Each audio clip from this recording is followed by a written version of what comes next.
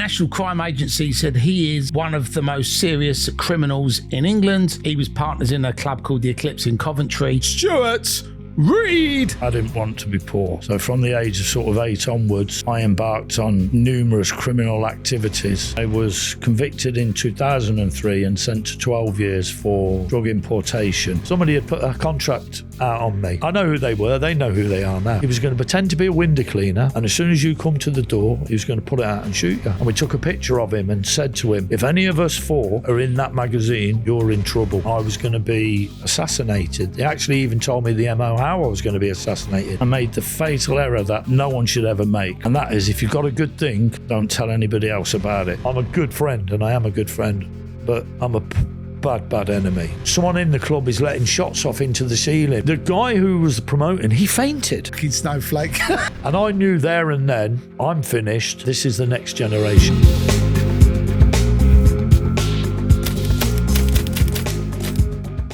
Welcome back to the Criminal Connection podcast, and this episode is proudly brought to you by Betovo. Before we get stuck into this week's episode, we're going to give a big shout out to our sponsors. Big thanks to our sponsor, IME. This global tech outfit ain't messing about. They've got these slick video interviews that have you connecting like there's no tomorrow. Whether you're running a business, running the streets, or doing your own thing. Perfect for those in marketing, recruitment, admissions, and even for auditions. And their platform, smooth as silk, designed with you lot in mind. IME's the ticket to making those connections count. VIP security services have been established for 35 years. VIP Security offers a personal security service to escort you, your family and your friends, whether on business or out for the evening. Protect what's important to you. We're watching you while others are watching us. Prevention is always better than the cure. You're in safe hands. Security solutions across Essex, London and the home counties. I want to say a huge thanks to our sponsors, Fragrance du Bois. Now, for those of you that don't know about Fragrance du Bois, where have you been? It is one of the leading luxury fragrances, only available in Harrods, Selfridges and Neiman Marcus in New York. But they've got so many different fragrances for men, for women. All of the fragrances are unisex, so make sure you get involved and sample the delights of Fragrance du Bois. For all the Criminal Connection podcast crew, we've got a special discount for you. 10% off. All you need to do when you click on the link below and choose your luxury fragrance is to put in CCPOD10 for the 10% discount. So if you'd like to find out about any of our fabulous sponsors, make sure you check out the links in the description below.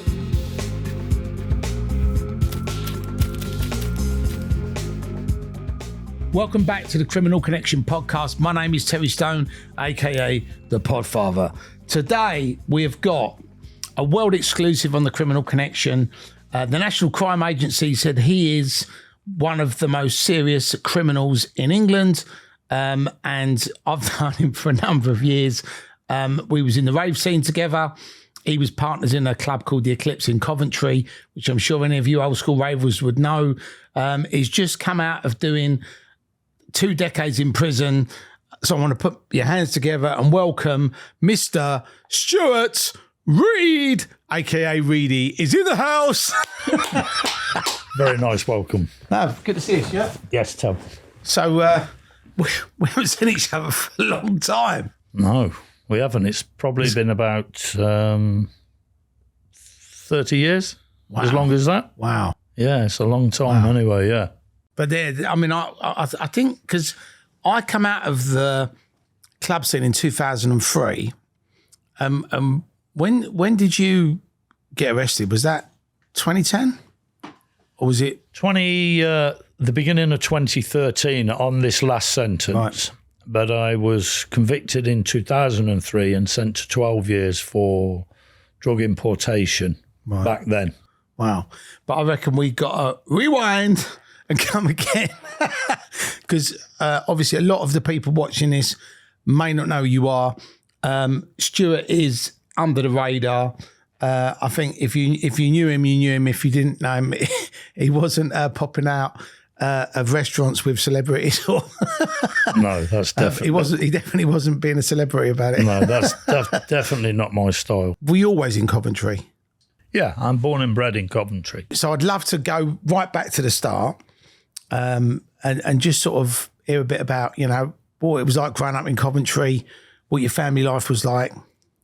Right, well, I'm one of six, and my parents lived harmoniously for about the first 6 years of my life. Right. And then my father left due to being a wife-beating alcoholic and police officer as well, actually. Wow. He was a police officer. It can't get any worse, can it? A wife beating, police officer, alcoholic. I mean, that's a combination. Yeah, so there were six of us. There was myself, four sisters and a brother. Yeah. And we grew up in Coventry. I carried on doing the normal things that everyone does, the schools and everything else, and normal upbringing. Yeah.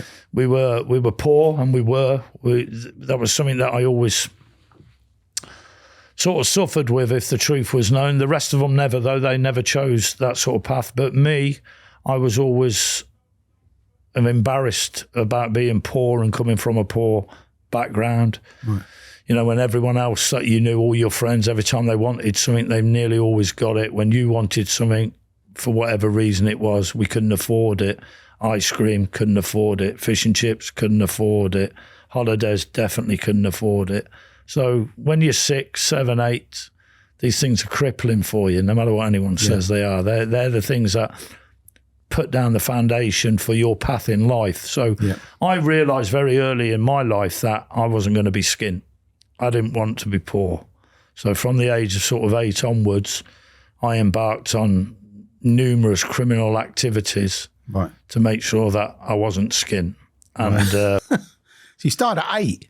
Yeah. Wow. Yeah, I was really I was an industrious type of guy. I remember teaching myself how to swim because in them days, or those days rather, swimming pools and things like that, they weren't in schools like they are now. Right.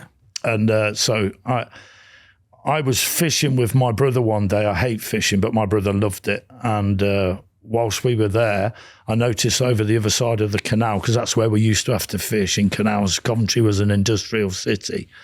I noticed that over the side there was crates and crates of empty Corona pop bottles. I don't know if you're aware of you get money back. Yeah, well, in those days they used to deliver to the house as well as in the retail outlets. So, and they were one of the first to do like the recycling incentives years ago, and they used to pay you 5p or a shilling, as it was in those days, to return them. And that was a lot of money back then.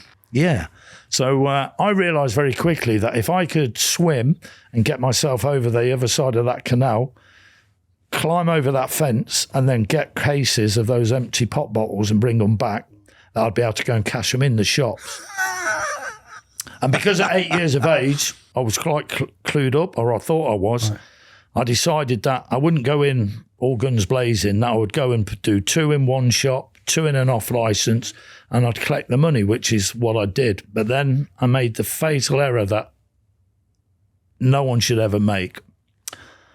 And that is, if you've got a good thing, don't tell anybody else about it. Because the first time you tell somebody about it, it goes to shit. And that's exactly what happened. Everybody that I knew all started to go over there and get their own stuff as well and bring it back and cash it in. And therefore, obviously, the retail outlets that were taking all the stuff, handing them back to the factory, the Corona factory, somebody had obviously worked out that they were bringing more back than they were selling, yeah. So they improved their security and got a great big furry dog with a big set of teeth. Right. And obviously that was my sort of episode into the Corona thing finished. So that was my first foray into sort of small crime. So at 8, you was already planning Corona heists. Yeah. Well, I've had this conversation over the years with a number of psychologists and a number of people through the justice system, and try to explain this, that, like I say, my other siblings are all never even had a parking ticket, never, and they're all in their 60s, 70s and that now. None of them, but me. I'm desperate to find out what those counsellors said. What did they say was the reason? Possibly to do, believe it or not, possibly to do with an accident. I was involved in a major accident when I was a young guy. I was in a coach and it overturned and I came out the side window. And they're looking at it now. The people are talking about it. All different groups are talking about whether or not you have head trauma. It can change, your mindset into what you're doing in that. Now, it might have something in it. All I know is that unfortunately for me, from my toes to my head, I've just been crooked from when I was 8. Do you know something? See, if I'd have been your counsellor, because I actually do a bit of counselling, they call me Dr. Terry. Okay, Dr. Terry. If I was gonna work out why you did that, I'd say because you wanted to buy a load of fucking Panini football stickers. Well, yeah, these are the things. To be honest, they're small things, but like I say, other than having to rely on the Provi man. Right. Everyone else was getting all the latest things or the nicest things, and I wasn't. Right. And I look back on it now, I laugh. But when you're a child, 7, 8, 9, 10, 11, they're things that some kids struggle to deal with. It's not like it is now. If you have a look now, everybody gets everything. Listen, don't they? I wish that when I was out, I'd have seen that fucking factory.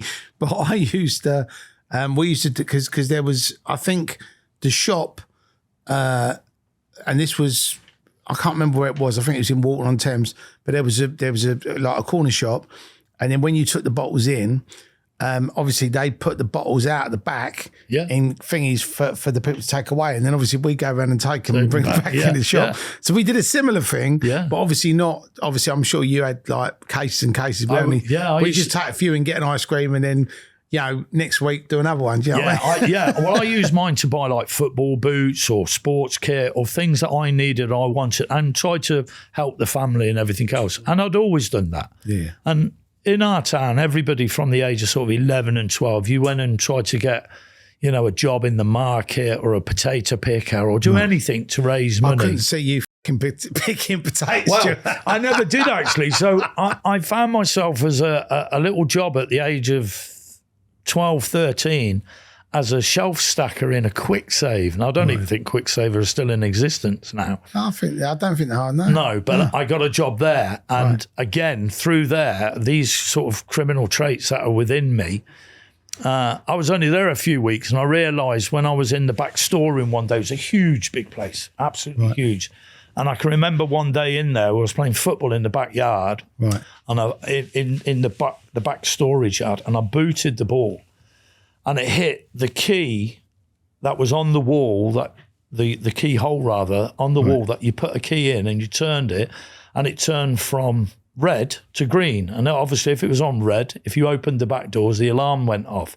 So I booted it. It knocked the outer casing off. And I quickly realised, just having a look at it, with a 2p piece, I could switch it off. So I switched it off, asked my friend who was there, pulled the big bolts down, opened the back door, so no alarm. So now I know that I've got the key virtually to the shop. Quick Save. Yeah, quick save. So... well, it wasn't a Quick Save, it was a quick free. Everything was free. Yeah, so I used to take all like the multi-packs, like the Twix multi-packs, cases of salmon, cases of coffee, all the things that were expensive to get. I used to take them, and then I used to go to school, because I never went to school that often, and I would sell everything at school. Right. So I thought you were going to tell us a really romantic story, like you was the Robin Hood of Coventry. No. You were stealing from Quick Save and giving to the poor. No, never, ever. Funny enough, there is one really funny, I think it's a funny story, and you couldn't make this up. We used to have an area manager who used to come round, and he used to bollock the guy who run the store, a guy called Vizard. He was a lovely guy, and he was doing the best for the company. To cut a long story short, when we were working there, we would get like chocolates and drinks and that. We'd go and hide upstairs in the storeroom, a huge big place it was. We'd go and hide. But they were beginning to find us because we'd sit in the toilet and eat it and drink it, when you wasn't supposed to be doing so. So me and this guy called Gaz, we decided we'd make a sort of a little cave within the multi-stack cornflake boxes, huge big pyramid of these boxes up in the main storeroom. So we'd done this thing where we'd cut the empty boxes out, pull it out, you could go in, pull it back in, then you could sit in there and eat away to your heart's content. So one day we're in the actual cafe upstairs, the staff canteen up in there, and the area managers come in, got his cup of tea, he's got his nice suit on and everything else, and he's berating Mr. Vizard yet again. Right. And he goes to lean backwards, and something like in the Only Fools and Horses episode when Del falls through the bar, he leans backwards with his hand onto the cornflake box, which he's fully expecting to be full of cornflake boxes, but it's not, it's empty. Right. And he timbers straight through the box with all the drink all over him. So...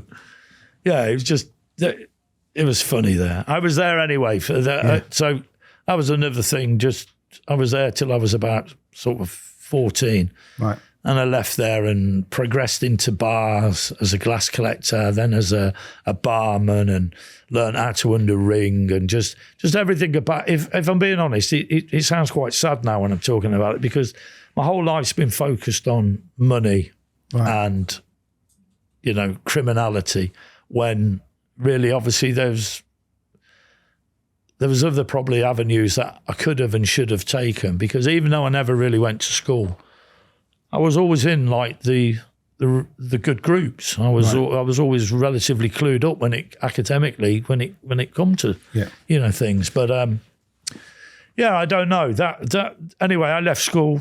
We discussed earlier on where I went then for a couple of years.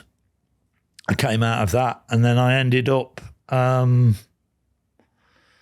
meeting Jane and family, and you know, started on then just the normal path, the normal work path, trying to earn money as best we can. And in Coventry, we used to earn our money by going on the knock. A lot of people used to go all around the country selling and knocking doors and selling stuff on the doors and everything. So that's where we really went for a few years. And like I said, I have sort of intermittent times within my life where I do straight things, and I do straight things, and I earn good money and decent money, and then something will come up, or I'll be diverted, and then I'll go into something else. So and you know, from there, how old was you at that point? Was you sort of like 18, 19?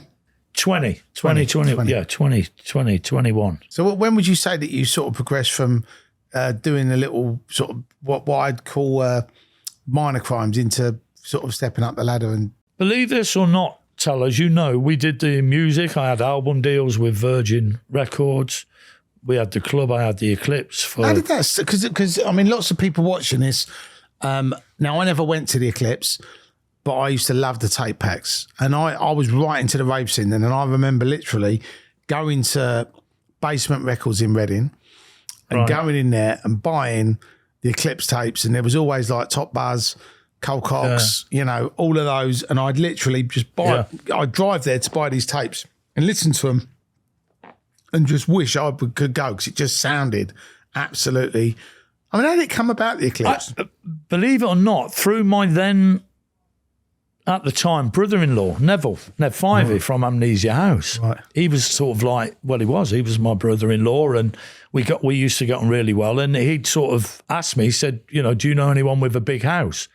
And I did. I knew a guy who'd bought a big house to try and impress his girlfriend at the time. And it was out in the middle of nowhere. And far from impressing her, when she's gone to go and have a look at this huge big house, she's like, took one look and said, no, not for me, thanks. I don't want to live out in the sticks. I'm quite happy with where I'm living. So his big surprise has now become a big millstone round his neck. So I knew. So I went and seen him and said to him, look, you know, I've got a friend, you know, they want to stage parties at the house. We can do all the drink and the food, not realising that ravers don't do that much drinking or do that much food. They're all doing pills. I didn't know any of that. Right. I was completely naive to it. This is about 88, 89. Yeah, if you'd have just sold pills and water, you'd have been fine. Yeah. It would, at the time, that probably would have suited us to the ground, but we wasn't into that. Right. That's genuinely, I was never into that. So, it's ironic, isn't it? Well, considering where I finished, that I would use a ship, you know, the size of 5 football pitches to a mouse with a rucksack on its back to bring drugs into the country. You know, it is ironic. But at the time, no, I wasn't. So they did the first house party there, I was mesmerised because I'd never seen anything like it. I was expecting people to turn up in suits with the skinny ties and the ladies with their handbags. And that was it. They used to dance around the handbags. That's right, and the stilettos. And all these people came sort of like in non-binary clothing. It was all, everybody wore sweatpants, T-shirts, hoodies and all the rest of it.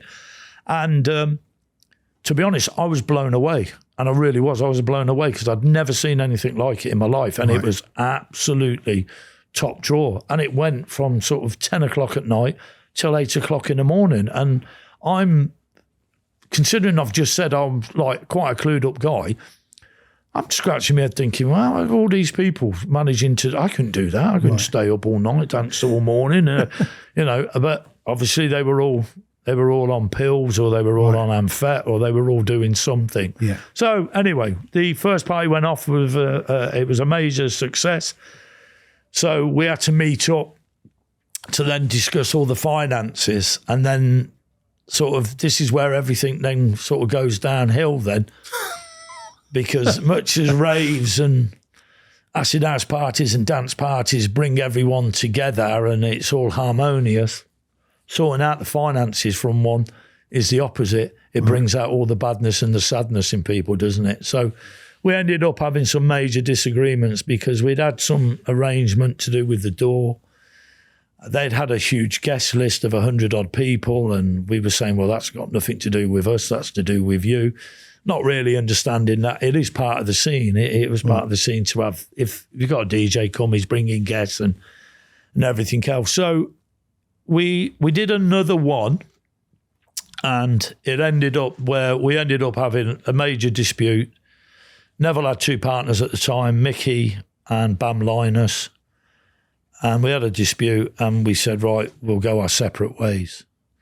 And that's what happened. And I had decided in my infinite wisdom that I was going to stage my own acid house party. And I was going to do it in a huge big warehouse for however many, 5,000-6,000 people. And this went so bad you couldn't write it in a film. This went so bad you couldn't write it. I thought I was really clever, and I called it Lifestyle 2000, even though it was 1989. Right. And I worked with one of the guys who had been working with the Amnesia House crew, a kid called Cornell. He was a really nice lad, and he had insight into how the DJs worked, how flyering worked, because that was the key at the time.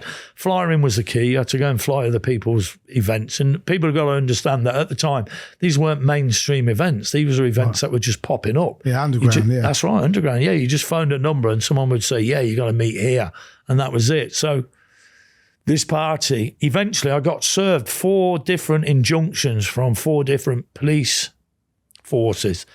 So I was literally everywhere I was originally meant, because I wouldn't tell anyone. You didn't. You know yourself, you was in the rave game. You didn't tell anybody where you was going to do the party for fear of like the authorities coming down and closing you down. So, but everywhere I went to get these warehouses, all the injunctions were put on me, so I couldn't stage it. So I had one left, and I went through the yellow pages and just picked the nearest sort of farmer that I could, and blagged him and said, I want to do a Halloween party. Can I rent one of your fields out? I'm going to put a marquee in it. And he went, yes, sound. I said, how much do you want? He said, £4,000. And I bit his hand off. And I said, yeah, great. I'm coming to see you now. And I went over and I met him. And then I realised I'd just signed up and give $4,000 to create myself the biggest load of hassle in the world, because now I haven't got a huge big warehouse. I've got nothing. I've got a field. I'm going to have to put a big marquee in there. I'm going to have to secure it. I'm going to have to do everything. Right. So, yeah, I did that. We did the event. It was at the end of October, and it was terrible. I worked, as it goes, with Mickey Finn. Remember Mickey Finn? And he had a cousin called John Boy, and they'd came up and sort of helped me. They give me, but they give me some. They did. They give me some good advice. So we got the marquee and everything sorted. The lasers and all the lights came up, but the guy wouldn't install it. He said, there's no way I'm installing this in here. I was told it's in a building. It's outdoors. We'll bring a plane down if we use this here. So they decided that they weren't going to do that. So I ended up, believe it or not, having an ice cream wagon that I'd asked to turn up. Right. He was my lights in my in my huge big marquee. He weren't the DJs, bro. He wasn't playing the Mr. Whitney songs. But the irony was, seriously, I had some good DJs come in. I had Sasha, I had Mike Pickering from M People, I had Fabio Groove, and all these people were coming in. That a lot of people didn't turn up, as it goes, and that came back to bite me on the arse. Because you'll know as well, in the rave game, no one ever says to you, you were great, you had 300 or you had 200 events with all these DJs. They just said, you said you was getting Paul Oakenfold and he didn't turn up. Yes. You're shit, you are. You've done this, you've done that. Yeah, well, I had it happen to me once before. Years later, I had Paul Oakenfold booked for another venue that had a live music venue. But in his contract, he was, if he was called to go and do TV work, as most of the PAs and the DJs and the bands are, then he didn't have to fulfil his contract. And he'd been called by Primal Screen to go and DJ up at Sheffield Arena. Right. So he didn't turn up. And I had 800 people that I'd sold out tickets to for Paul Oakenfold saying, you're a wanker, you are. What can you do? So getting back to Lifestyle 2000, it was madness as it goes, because there was about 5, 6, maybe 7,000 people turned up, which was quite good. But it was, there's very, very polarising and differing opinions on whether or not it was absolutely great, because that was in the spirit of what a rave was all about, in the middle of a field just going great, or it was a bag of shit and you've just tried to sort of rob us without actually telling us. Right. And if you read years later, it always made me laugh. Mike Pickering, he off M People, he actually said it was one of the events that made him consider giving up DJing because the weather was that bad that when he was trying to mix the next record into the next one, he had to pull the cover over the record deck to stop the record from blowing off the deck. Wow. Yeah, and I had all my security turn up to do it and forgotten to have told them that was going to be in the middle of a field. So they were all thinking they were going to be in a big sweaty warehouse. So they were all in sort of white shirts and black trousers. And we was in the worst hurricane monsoon weather that was known to man. So that was Lifestyle 2000. So that finished, and then myself and this guy, we decided that we would persevere, because although there was lots of things that went wrong, there was lots of things that went right. So we knew, or I knew straight away, the first thing, never ever to do an outdoor event ever again. Right. Never. Always make sure it's indoor. Right. And that's it. So we drove all around the country looking for space and places, warehouses, venues for us to take over and stage, all-night dance parties or raves. And gets back to the reason why I actually did it was because I'd bumped into Neville at a mutual friend's wedding. And we got on really well before the Acid House parties, Neville and I did. But Neville, if you'd known him, was quite aggy. He was quite into fighting in them days. He didn't mind having a round, Neville did, and he was quite an angry guy. So he met me at this wedding and we exchanged words, and basically it was sort of like, we're the only ones, because they were doing them. That's right. Let me interject for a minute. They were doing events at the Connection in Coventry, and they were, in fairness, and they were doing really good events. Yeah. But I thought that we was entitled to go and see these promoters to see whether or not we could also do that. They're there, the venue owners. Neville didn't appreciate that and didn't think that was possible. So he'd sort of come to tell me at this wedding, to stay out of the rave scene, poke me in the chest, your parties are shit, and Coventry will never come to them ever again. And that, no matter what anyone said, it was at that point, had he just left me and ignored me, I'd have probably moved on to find some other mercenary money-making scheme, because that's what I was all about. I got into the rave initially for making money. Make no mistake about it, I wasn't interested in being... You love the music. Yeah, I wasn't interested in being arty or creative or supporting a scene. I wasn't. Although I did, which we'll come on to, as we get into it, I realised how good it was. Yeah. And it was, because no matter what anyone said, the governments of the day, they're all screaming, going mental about these people staging acid house parties. Yeah. And yet all people were doing was having a really good time. Black, white, yellow, green, it didn't make any difference. Old, young, it was all the same. Yeah, definitely broke down the barriers, didn't it? And it got everybody from all walks of life in one roof, all getting on I mean, it was unity, wasn't it, really? That's what the rave scene was about. It was about unifying the country. And it was brilliant for it because Coventry had sort of a history, and it had of, through the two-tone, they explained it, Ghost Town and Neville Golding out of the special has actually been stabbed in the neck in a racist attack. Coventry had a bad race issue at one stage, and it did. It was a multicultural city, and it had been since the 60s. So obviously it had progressed, and there was more and more, black and Asian and white people there, and it had got quite bad. So yeah, this was brilliant. And yet up and down the country, there was all these clubs, Sharon Tracy clubs, where, it was murder on the dance floor, literally. People were getting stabbed up in these clubs. It was like Braveheart every weekend. But it was, wasn't it? And no one was trying to shut these down. But anything to do with acid house parties, and the whole world was trying to shut you down. So the other thing I failed to sort of mention is when I did the Lifestyle 2000, I was approached by the police, by the councils, who said, we want to have a meeting with you. And I went on this meeting, and when I got there was about 20 different representatives from different bodies, governing bodies and police and fire and everything else, because I didn't realise at the time, but they were terrified. What they were more terrified than anything else was another Hillsborough happening. Right. They didn't want any event that wasn't managed or staged properly, where there was thousands of young people and it could go catastrophic. So I understood that. I got that. So they sort of half give me a heads up, a bit of a carrot, to sort of say to me that if you could find a premises rather, that meets the criteria, the fire and the health and safety and the parking, and because yourself, when they were doing the huge big ones by the M25, all the traffic, and it was causing mayhem because running across the motorways.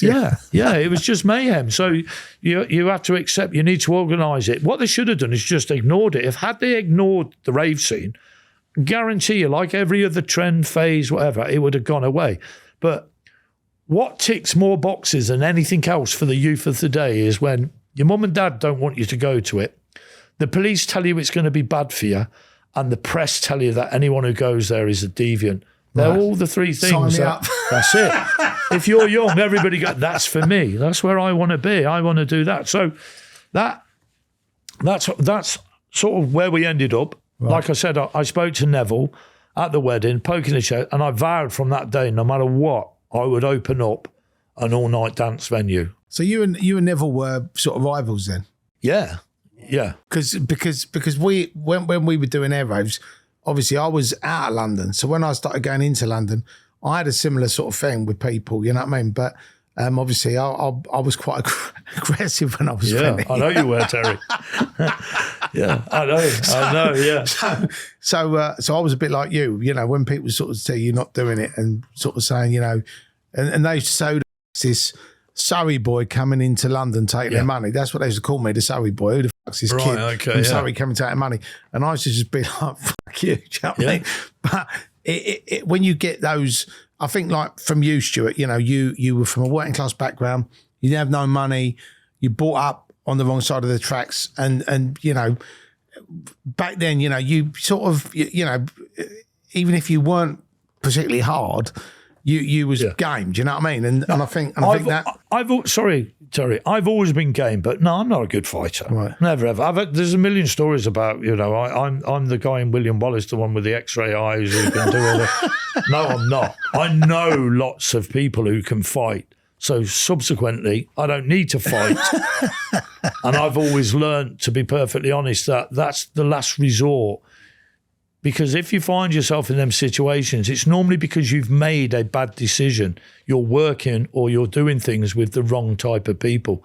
Because everything that I've ever tried to do, right from when I was 8 years of age, has always been on a level of business. It's business. That's what we do. We do that. It's business.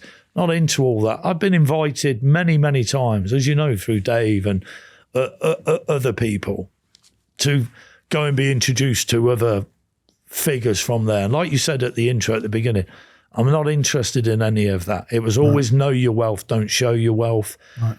And I remember when Dave, we went to Tenerife, I remember getting the GQ editor or the photographer in a headlock, and we took a picture of him and said to him, if any of us four, because there was four of us there, are in that magazine, you're in trouble. And we've got your picture. Because I'm not into that, I'm not. I could see you on the front cover of GQ, Stuart. Can you remember that? Yeah, no. My thing is that's it. Anything to do with criminality, you need to be as undercover as you can be. And you don't have to be any sort of, what's the word that I'm looking for? You don't have to have some sort of great, be a guru about this in life. You just have to watch what goes on around you. All these mafia men that have ended up in prison or dead or something are all people that are making themselves, available to the public. They want promotion and that. Even this type of thing. Now, let's be honest there. I'm here because I've got a book. I'm going to release a book. Which is another exclusive. But you wouldn't have done this 10 years ago, would you? It was 20 years ago. No, never. And like I've said to you, when Stuart, please come on a podcast. You'd be like, Terry, don't be a... But we was never into that. That's what I'm saying. Never. I've never ever been into that. Never ever. Even this is getting back to the same. When I actually opened the Eclipse up, hardly anybody ever knew that I was. I used to sit in the office downstairs. I wasn't interested. Some people do it because they're social butterflies, or they want to be. They want people to know who they are. They want to be involved. I didn't do it. I did it for money. Oh, so you weren't sitting on the stage with some sunglasses on, with some champagne, with a load of girls going, No. yeah. I'm the promoter. I own the club. No, definitely not. No, and you never neither. If I remember right, no, you would rather be more on the ground floor with the doorman than you would as a promoter. Only because I didn't want to be. I wanted to have my finger on the pulse. Yeah, and I didn't want to be fucked up on drink. Yeah, or distracted. I was just literally like you, get in there, do the thing. Everyone has a good night. Get your money and go. I didn't want to. Party. I always wanted to go out on my own rave. Yeah. But when I got, obviously when you get, what it's like when you get to a certain level, you then can't go to other people's raves. No. Because that fella, I don't know if you remember, in London, his name was Peter from La Cosa Nostra. There was like a garage event. Right. And obviously he used to like going out, and he obviously upset a few people, and he was outside the club and someone just done him, killed him, stabbed him to death outside the club. And that when that happened, that was my big wake up call for me, because people always used to go at me, "Oh, why don't you come to Notting Hill Carnival?" Right. And I'm like, "That's the fucking last place I want to be." I said, "I'm putting on fucking 20 raves a month in Brixton, Stratford, fucking Hackney, Tottenham, all up and down the country, and I'm doing garage events and drum bass events." So I'll probably upset loads and loads of people. I'm not going to go somewhere where they're all going to potentially be. They're going, "There's our friend over there, do you remember?" Yeah. Well, this is what happened. We'll talk later about Lincoln, but with the only person I ever seen who did do that was Chris Griffin. I don't know if you remember him from Perception. I used to work for him. Yeah. And Kian. Yeah. Oh, yeah. Rampton, Kian and them from Bristol and that. But Chris Griffin was I used to see him at the Eclipse regular, and I used to laugh because he was probably the biggest promoter at the time in the country, and he was, him and Fantasia. Yeah. And he would be in the middle of the dance floor raving his tits. He was off. crazy, wasn't he? Yeah. But I remember Chris, right? And I met him because he was doing an event. I think it was a World Party or Perception. It was one of them events. And they were huge as well, Terry. Oh, massive. They were 20,000 people. Yeah, they were huge. I was giving out flyers at the time. So I've looked at, I had my name on the flyers as a ticket tout, right? So he calls me up and he goes, Terry, he goes, "I want to meet you." He goes, "You do all Surrey and Berkshire?" I went, "Yeah." So I met with him and met Kian, and they were like, "This is what we want to do. There's 100 tickets. When you sell them, come back." And I'd done 1,000 tickets for them, do you know what I mean? And they were like, "Oh, well, when we do the next one." So I become quite friendly with them. And then I sort of lost track of him, and I think he did God's Kitchen, didn't he? He started it with, I forget the guy's name now. He was his partner, I forget him name. And the guy who his partner was, his family owned Wellesbourne Market. Right. So that's where he did another huge event at Wellesbourne. I'm trying to think what his name was, but he did. Yeah. He did God's Kitchen. But yeah, he used to, I was always amazed, but I never did it. When I had the clubs, I was there. And like I said, to coming back to that, Neville had done that. So I went all around the UK looking for all these things. And then for some unknown reason, I can't remember why, but somebody called me and said, Stuart, I know a guy who's got a huge big building in Lower Ford Street in Coventry. Right. And it was like, I've just driven for the last 9 months all around the UK. I've been everywhere. And it's like, too big, too near the roads, not enough parking, too small, not got enough bottle. Because some of them, like I said, I'd go and get, for instance, like an aircraft hangar, work out in my head at the end of the day, now I'm not going to need security fencing, I'm not going to need a marquee, I'm not going to need this, I'm not going to need that, so I'm going to be able to save all this money. So I'll just get him. And then I'd go and see him. He was storing, I think, at the time, classic cars. And I said, well, just store them somewhere else. It's going to be a knock. I'm going to give you £20,000 because I thought I'll get about 10,000 people in there. So I'm going to more than make my money. I'm going to make a fortune. And then you used to do all that work, that groundwork, submit your license, and then all of a sudden the guy whose venue it was would phone you up and say, listen, I've had a change of mind, I'm not going to do it now. So you'd spent so much on planning applications for the council to try and get it done. Then you would go back and see him, or I would go back and see him, and it would come out basically the police had been to see him and said to him, if you allow him to do this event in here or anything like that, we'll just make your life a misery. So much as £20,000 attractive to him, you're going to be there sort of once and that's it. So I used to try and pacify him and say, no, I'm looking to do 3-4 events a year. But in reality, no. So it was there. So we knew at that time that, and we'd been doing that all around the country, spending fortunes, getting architects to draw plans because you could draw the plans to show where you're going to put the parking and everything, doing all this stuff and not getting anywhere. So when this building came up, I thought, right, that's it. Let's go and have a look at that. And I walked. I found out who the guy who owned it. His name was Yandu, and I found out where he was. And he owned a huge manufacturing plant down in Fosel in Coventry, massive, about the size of 3 or 4 football pitches, making all clothes for Marks and Spencers and everything. Right. So when I got there, I said to the woman, I've come to see Mr. Yandu. He's got a property to sort of let. And she said, which one's that then? So straight away I'm thinking, that's great. He's got loads of them, so he's going to be all right. So I went up, I met him anyway. I sat down, I said to him, look, I see you've got this, I'd never even been inside it. You've got this great big property down in Lower 4th Street, empty bingo hall. What are you doing with it? I'm going to turn it into a church. That's what he wanted to do with it. He was a Sikh, so he wanted to turn it into like an Indian temple or something like that. But he was going to need planning, he was going to need whatever else to turn it there. So I'm going to turn it into a rave church. Well, I didn't tell him. What I said to him was, I'm prepared to give you £500 a week, as it is now, to rent it off you, and I'll have it off you like for 3 months at a time, thinking I was giving him the deal of the century because it had been left idle and empty for years apparently, which why no one else had landed on, I don't know. So he said, let me think about it, I'll give you a call and you can come back. So I went and spoke to my business partner at the time, and he said, yeah, it looks really good, and it did look really good. And I remember going back to meet Yandu, and in his office, and it was literally huge. It had a table that could seat about 20 people. And when I walked in there is about 20 people there. And I've been introduced. His financial advisor, his insurance advisor, his this, his that, his solicitor. And they're all sat there looking at me, and I'm thinking, wow, this has gone from, an informal chat to there. And he basically said to me, right, I want £3,000 a week off you. You're going to have to pay the VAT on it. You're going to have to pay the insurance on it. So it ended up £150,000 a year rent. Right. Plus the VAT, plus everything else. So I said, right, now it's my time to say, let me have a think about it. So I went and see my business partner, and in fairness, he said, yeah, if we could do it right, we could still make decent money out of this. So that's basically how we ended up getting the Eclipse. Wow. And when you did it, I mean, obviously security was a big thing then, and there was a guy in Coventry who was a bit of a name, wasn't he, Jeff? Yeah, Jeff Thompson. Did he work for you on the door? Did you get him, or do you have your own team? Yeah, Jeff had worked when we'd done Lifestyle, and Jeff had helped me get there because Jeff, as you know, Jeff's his trajectory's gone so high now. He's into like films and theatre and.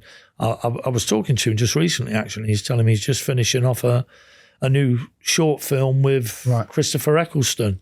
an animation film that they were going around all the festivals with and everything. But he was an extremely tough guy. I found out about him, and I think it was Watch My Back. Someone said to me, read that book. It's all you want to know about Dorman. And then that's how I sort of come across Jeff Thompson. But I thought because you was in Coventry, you would have definitely, he'd have been in your... I helped him a few times as well. Once we got the club, because I ended up getting another club, a live music venue. Who this is quite funny, really, because the guy who's the story I'm about to tell now, apparently he now does podcasts. Also, a guy called John Gaunt. Right. Okay. And he went on years later to go and talk sport and stuff like that. Well, when he was in there, he got locked out. He was in another live music venue after I'd opened up the Eclipse. Word on the street is you're busy, you're doing really well. So people pick up, don't they? They hear it. People in the industry that are We got a venue. Yeah, so that's what they did. They came to see me without telling me about him and him about me and said, listen, we're about to lock this guy out because he hasn't paid his rent, he hasn't paid his bills, he hasn't done this. So I said, yes, sound. Because we never had a liquor license, At the Eclipse, they wouldn't give us a liquor license. They hated us. Just give him some water. Yeah, well, we did. Well, I always remember this. Was it £3 for a bottle of water, wasn't it? Well, £1.50 and £1 for a can of pop. But the story always makes me laugh because every month, once I opened up the Eclipse, I used to have to go to see the police. It's like followed me all my life, the police. They fucking loved you. Yeah, my dad's a copper, my brother's a copper, and now I'm going to have to go and see the police once a month. When I used to go there, every meeting was always, the insinuation was, you're doing drugs, or you're going to be doing drugs, and we're not happy with this, and we're not happy there. And I took with me on one of these meetings all these receipts, and I passed them over the table. And we never used to just go and meet normal old Bill. Right. It was an inspector and a chief superintendent. They used to sit in this big, executive boardroom. We used to sit there and have to be sort of chastised and told off, me and my partner, for being successful rave promoters. But evil rave promoters. That's right. So, because, he was the one. If ever anybody ever checked the albums that we released were there, that inspector, Mike Bromwich, I always remember that. The first meeting I ever had with him, he said, this is a fad, it'll be over in August. And he was a bit wrong, weren't he? Because it was still going about 4 or 5 years later. But getting back to him, he was sat there one day and I gave him the receipts. I said, look at those. He picked them up and he said, well, what are these? I said, they're self-explanatory. It says there, I buy from Britvic cans of pop for 19 pence. Said it says there from, I forget, Booker's it was, the wholesalers, I buy that water for 25p. I said, I sell it for £1.50. I said, I charge people £15 to £20 to get into the club. That is legalised robbery.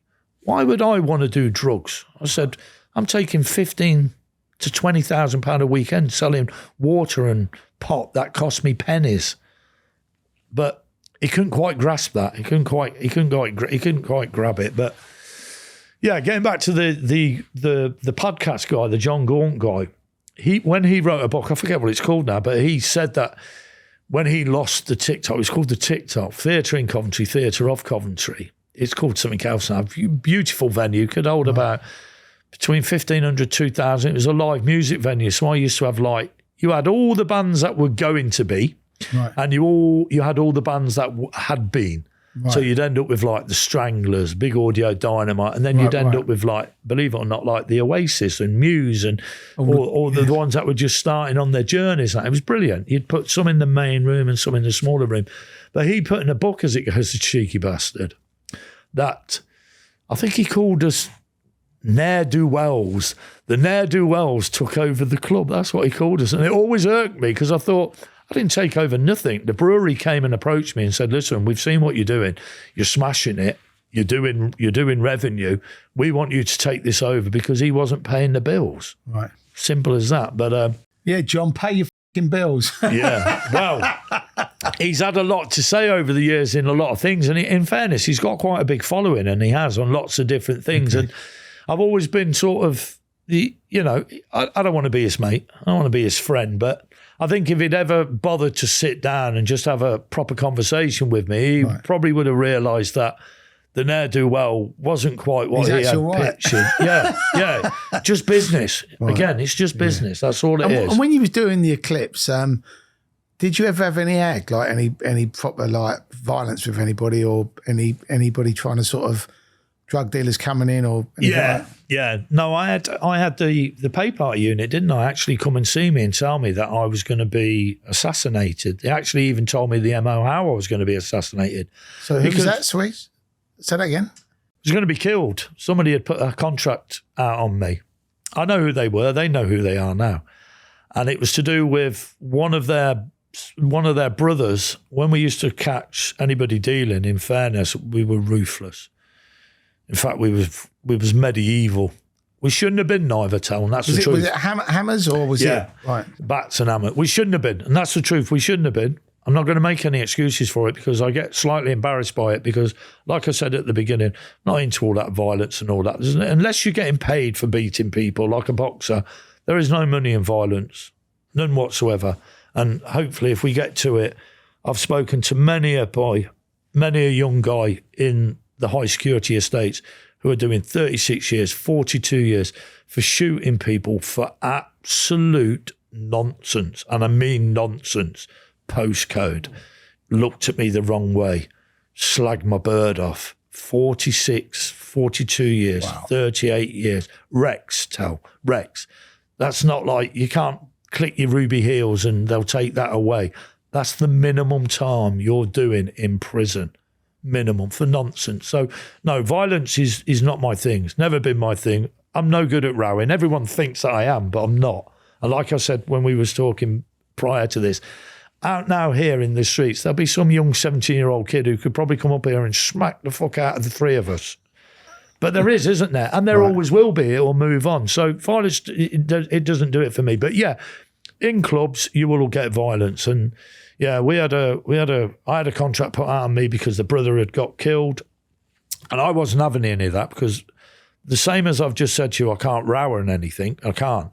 But I am game. And extremely game. So I phoned the guy up who put the contract out and basically said to him, listen, you're a wanker. And I know you're a wanker because you ain't got the ass to come and do it yourself. You've employed someone else to do it. I knew who he was. He was a guy that the police come and told me. He said he's coming from Norwich. What a place to come and kill me. I thought it was going to be Steve Coogan. But it was this guy was coming from Norwich. He was going to pretend to be a window cleaner. He'd have the thing in the bucket. He'd come and do the front doors because they were glass at the time. And as soon as you come to the door, he was going to pull it out and shoot you. And I went, fucking hell, okay. So they told me the background. They said, we can't do anything with it. And this guy's got history. And he has got history. He'd already done, I can't say his name, and I can't for legal reasons because he was never convicted of it. But two other people were convicted of doing the killing for him. One of them is out. And believe it or not, the other one is still in the high security estate. He hasn't come through the different thing. He's still in the high security to date. And he's been away 34 years that I know. So anyway, I phoned him up and said to him, listen, that's never going to happen. You just accept that you're a big fish and you're a big gangster with all your big gangster mates in your area and leave me alone over here. Because if not, I'll come and fucking do you. Now, he didn't quite like that. He took that as a sign of weakness, I was told, because obviously I'm phoning him, so he thinks that I'm there. And at the time, I only lived in a little terrace house, so you could lift up my letterbox and, in fairness, you could poke something through there and shoot me on my settee watching Match of the Day. So I thought, I'm not having any of that. So I got myself tooled up, and I went to his house. I found out where he lived, and I went to his house and got stopped by the police because I was just going to do it myself. I had a young lad with me. Again, I can't say his name because obviously he's never been charged with that, but fair play to him because I knew a lot of big bad people and they were all really reluctant to have anything involvement with it. Right. But when someone says they're going to kill you, you either pay them off or deal with it. That's right. There's nothing else you can do, is there? Yeah. And or just wait for your windows to be cleaned. Yeah. Well, that's what I'm saying. Yeah. Right. So that was never going to happen. So I went and he obviously was told that I'd gone. And the long story short, it was there that the irony with that, I shouldn't really, I will. The thing about that made me laugh is my partner was an extremely violent person, and he was extremely violent, and he was synonymous with, in my town with people were feared of him. They can all slag him now because he's dead. But at the time, let me make this perfectly clear, people were fricked to death of this geezer. Can you say what his name was? I don't want to say what his name is because even in the book I've wrote another book about the Eclipse. Right. And I don't even say his name in that. Right. I call him Fierce Friend because I won't... Fierce Friend, I like that. Fierce Friend. Well, I won't say his name because he did me a real bad wrong one. Right. About 20 years later when I was helping him.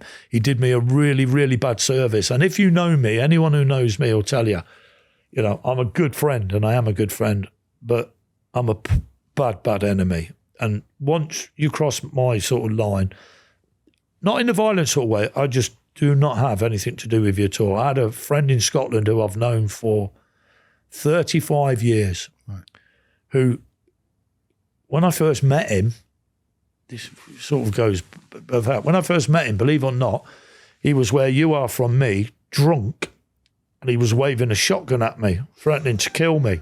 Did he keep saying, by the way?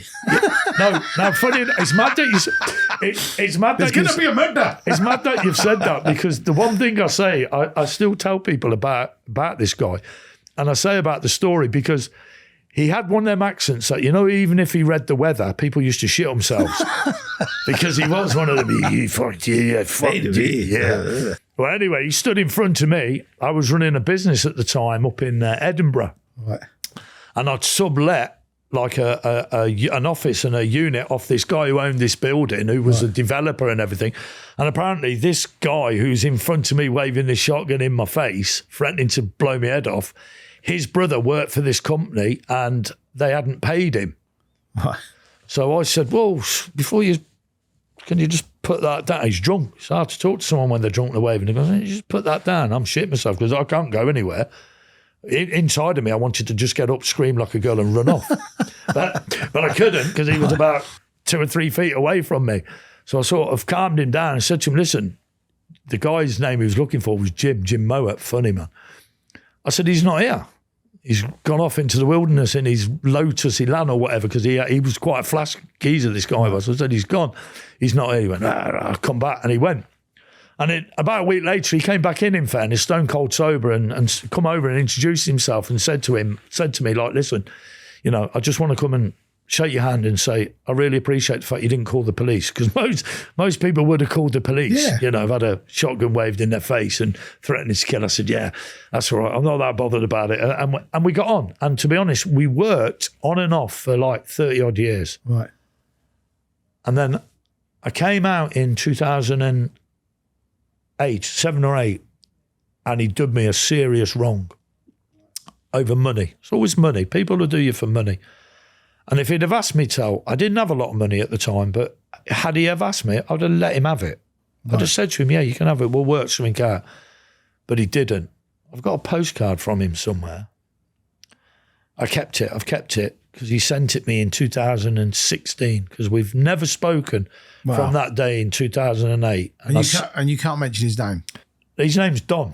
He'll know who he is. Okay. But his name's Don. But we were like blood brothers, and we were so close. We'd done so much stuff. He used to look after all of Scotland and everything for me. Right. Really ruthless, dangerous individual. Very clued up when it comes to.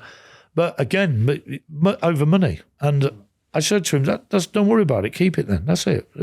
Move on.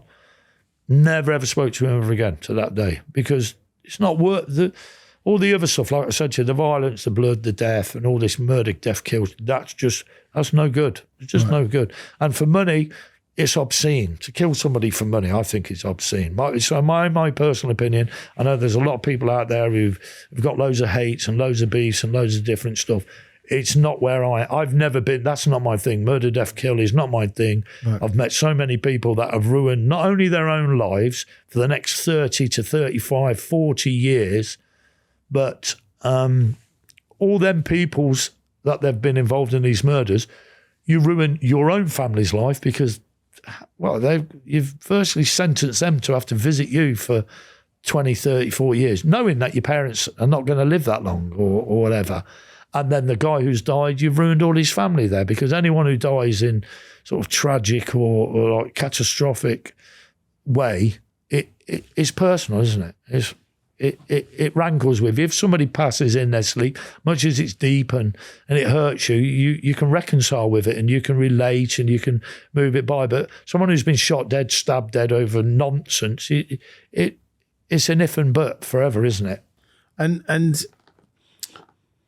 when if you rewind to that thing with the window cleaner that was obviously gonna take you out, with the when you got stopped, what did the police arrest you?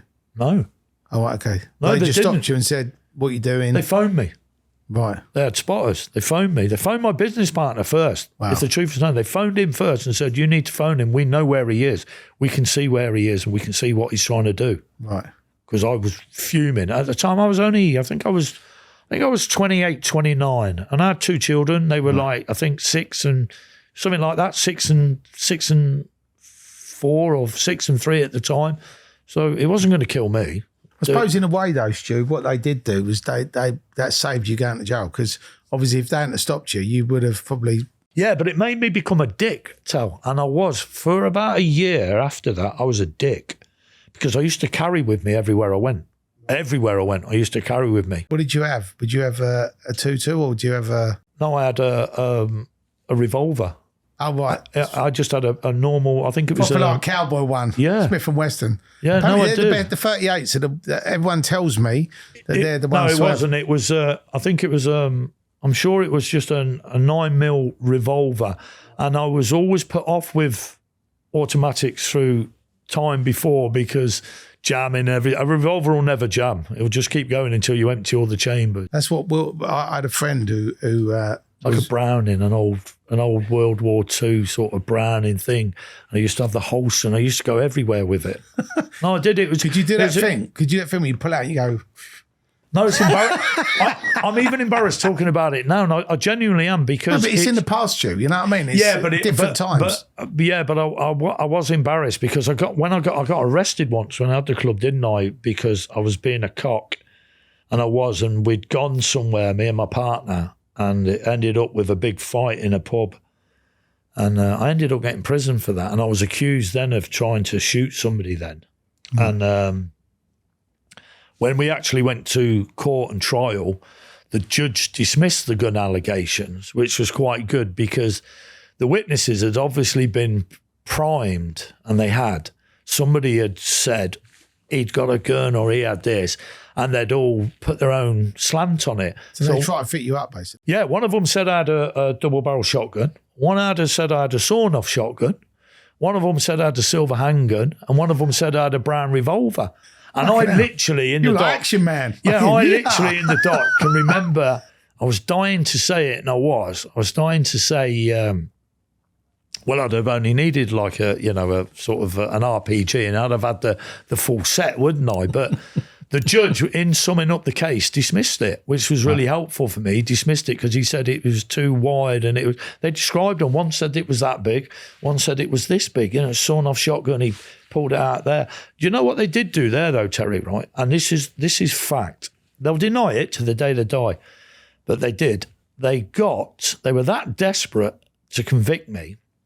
They got an off-duty copper to say he witnessed from 70 yards away me leaving the pub with a firearm in my hand. And he didn't. 100% he didn't. But he picked me out in a Viper parade. No, an ID parade. He picked me out in not a Viper parade, an ID parade. And he picked me out and he described the clothing and everything that he said I was wearing. And it wasn't me. It was my business partner's sweat top that they found in my car because I'd left the car somewhere that night. And on the sweat top, it had his blood on it because he'd used it to mop his head, because as we'd had a fight, somebody had used the bat and smashed someone, missed the person they meant to smash, and hit my business partner in the side of the head. So it was all quite bad, really. Nothing to do with me. And the irony is absolutely nothing to do with me. It was my business partner had some history with the family that were in the back room having a christening. There were 70 of them apparently in there, all quite game.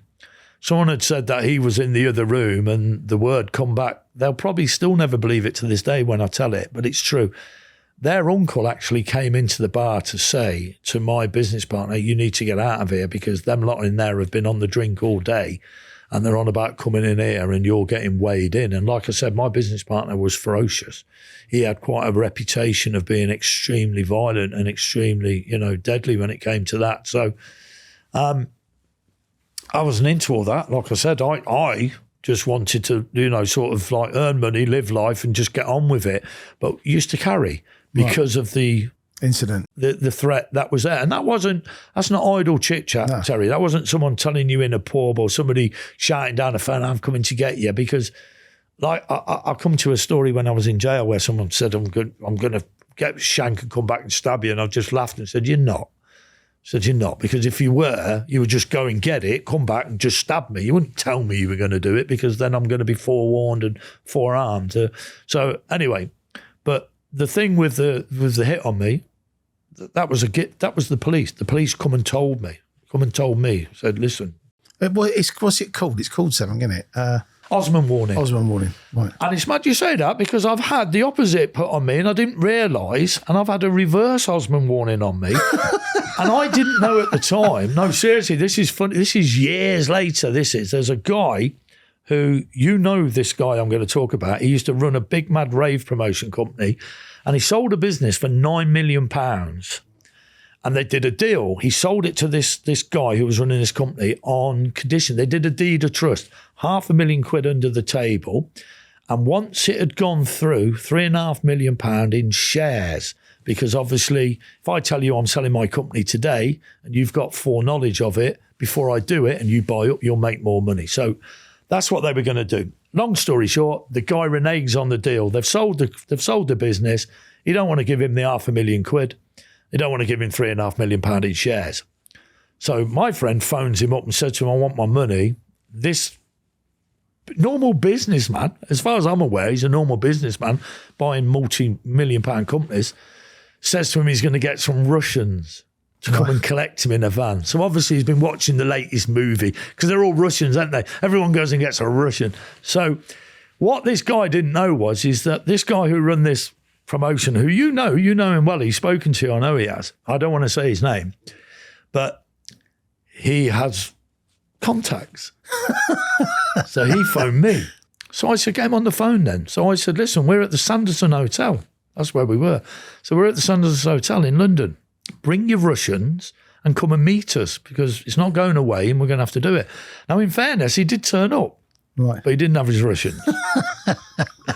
He did turn up, and I'd said to the guy at the time, I said, listen, now you've got him here and he's agreeing to go back on his deal, stick to the arrangement, get it in writing, send it in an email from here because you've got evidence then. He's on, Sanderson Hotel sort of email address and everything else. You'll be able to take him to court then if he does it.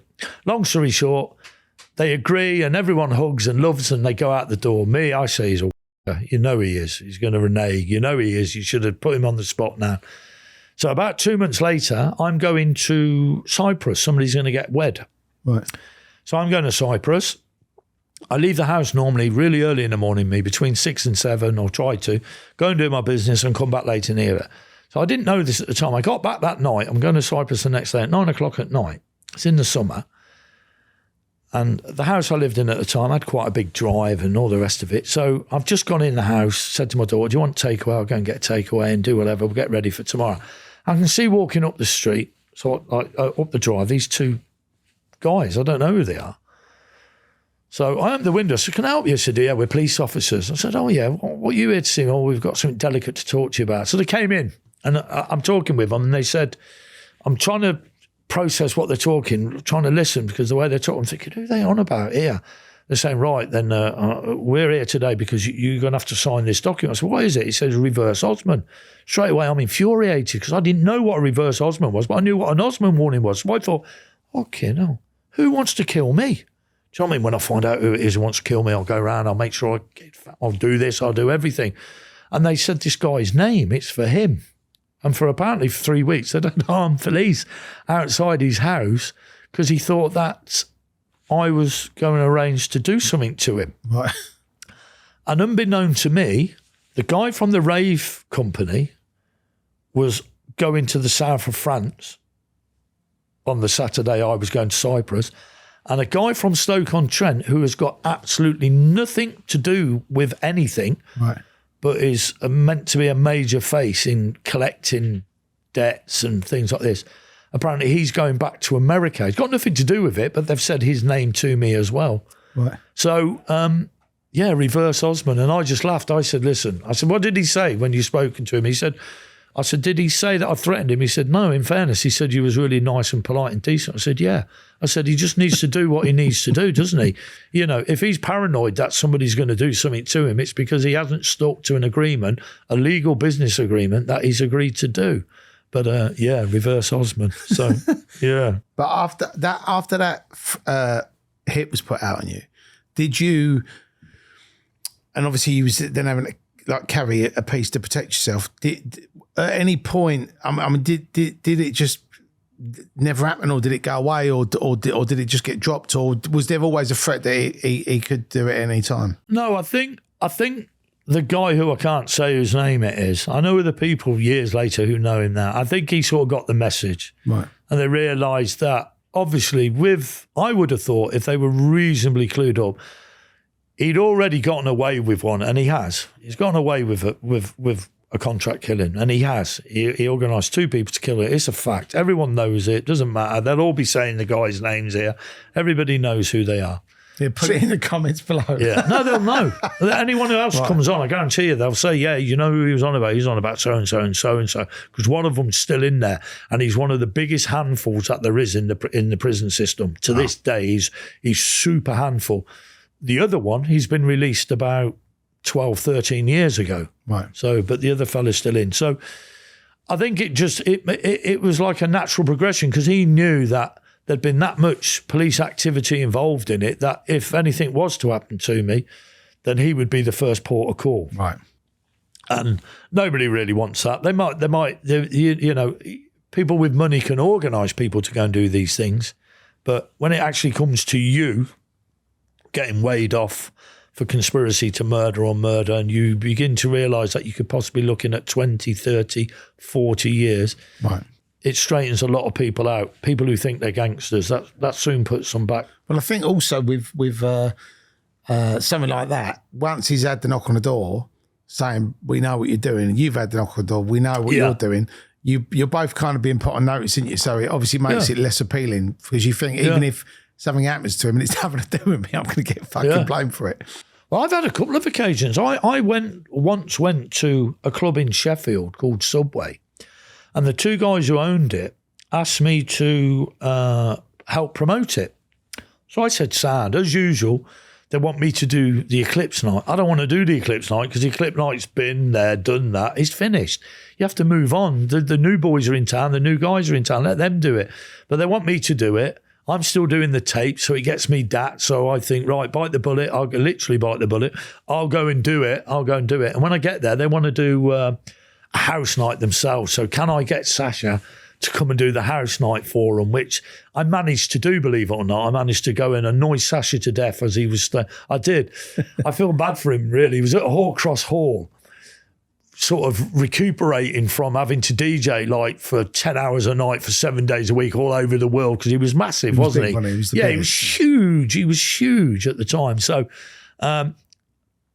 just out of politeness, I think he did it for me. So, so that, I wouldn't hound him anymore. Right. But anyway, I remember going there one night and the security never turned up, and about 20 people have come rushing out the club, and it's like, what's going on? And someone in the club is letting shots off into the ceiling because it's like a drum and bass night, and this is how we're rolling. And it's like, wow. I said, well, we can't have that.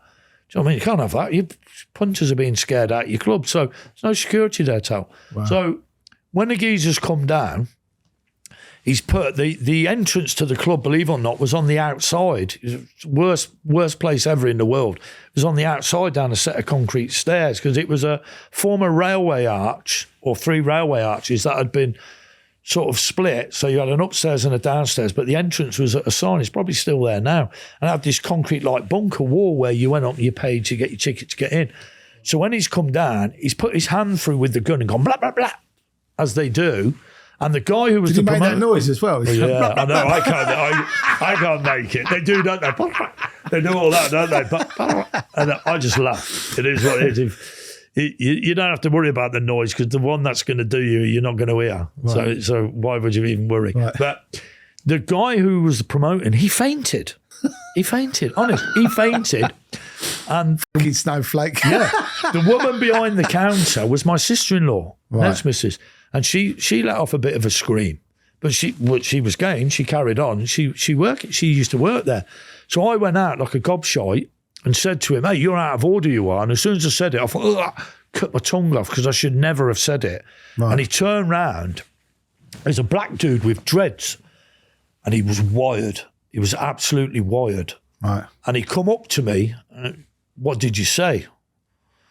So I'm sort of backtracking really quickly in my head because my legs have turned to jelly and I'm thinking, I'm going to die in a shithole in Sheffield.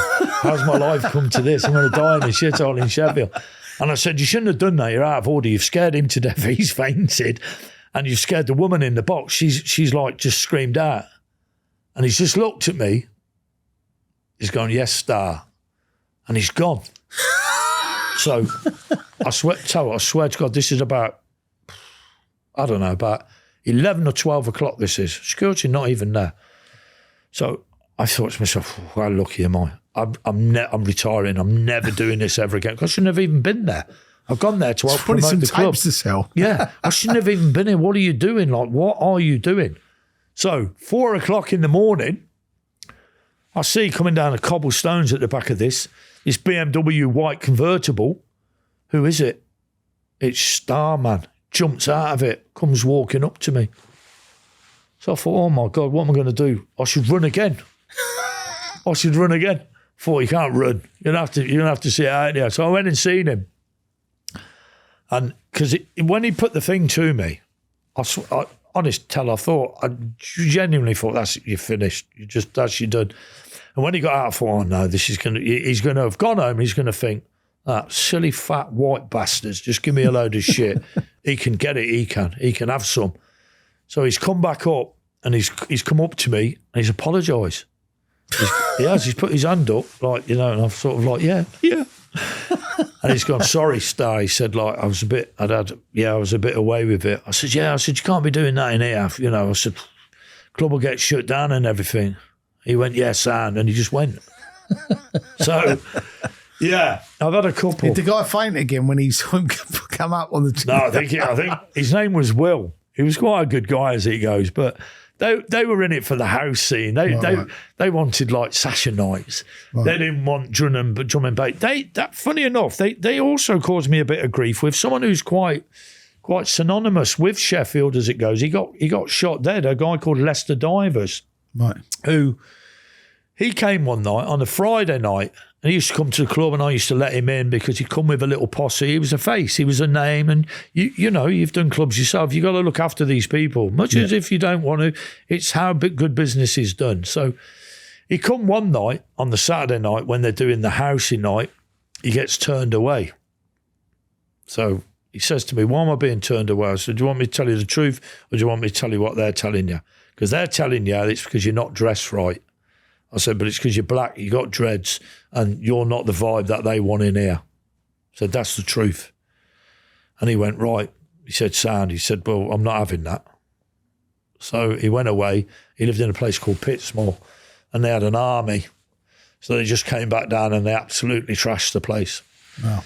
And I can remember saying to him at the time, I think it was Simon Raines, gatecrasher and everything. I remember saying to him at the time, you can't have these sort of things. But they did. Certain clubs had them. I remember going to Broad Street years ago, and guys from Birmingham will tell you, going to a friend of mine who ran a club there, and they had a race policy on there, one black geezer for every 50 white geezers and stuff like that, which is fucking outrageous.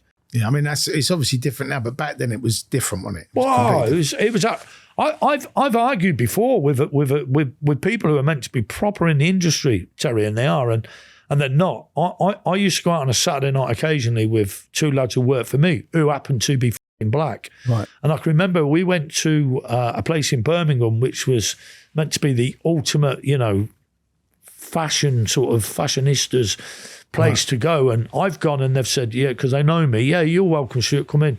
Your friends can't come in. I said, why can't my friends come in? They said, they're not dressed appropriately. Terry, I'm, funny enough, similarly dressed in those days as I am now. I had a pair of black Boss dark jeans on and a black Boss shirt, not with all the logo shirt, just a nice shirt.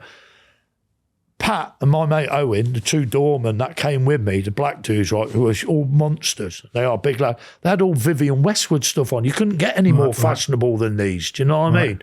And I said, you're taking the piss. I said, you're not letting them in because they're big and they're black. And that's the end of it. But it happened in Clubland. That's what happened. Right. It divided the scene quite a bit, really, didn't it, in the end? And what happened to, what happened with, because you said Leicester got shot. What happened with that?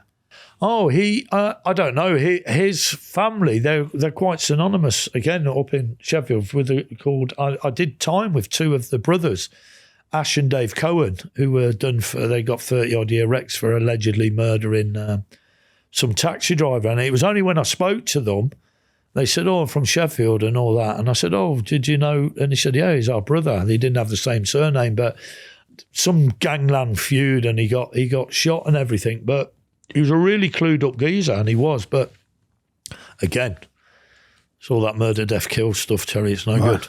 Right. There's no happy endings, is there? Once you get involved in it, there isn't. No matter who you are or what you are. Like I mentioned earlier, you see it on the TV, all these big gang bosses or all these people that are all that. They all meet some sort of, ending that is, a lot quicker than they all believed it was going to be. What would you say, outside was the worst violence you saw? Outside? In Clubland, yeah. But just the usual, the stabbings or the beatings or that. Not much. I'm desperate to find out how medieval you went on the drug dealers and the muggers. Listen. I remember Kian told me a story. Yeah. A perception, and he used to have a caravan in the field, and he said anybody mugs anybody or sells drugs in here, we used to just tap them in the caravan, and they would go to work on them with like hammers, pliers. I mean, it was pretty bad. Yeah, my partner used to. And I can't sit here now that he's passed, because it'd be easy for me to just say, yeah, it was him. Right. I should have stopped it, Terry. And I should have stopped it. I didn't, because of I'd moved away from other business before over moral dilemmas. And sometimes you've just got to, it sounds terrible because normally I wouldn't say this, but at the time I thought I'm not going to walk away from this. I wanted to.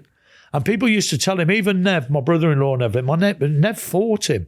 And that's the one thing I will say I'll give Nev his credit for. When we was having the debate about, because we ended up, this is the irony why I get, really I'm meant to be talking about the book and not about the clubs. But when we had the club, even though Amnesia and Neville and Bam and them had done everything in their power to try and stifle me and to fuck me over, when we had the club, we let them come and promote in our club.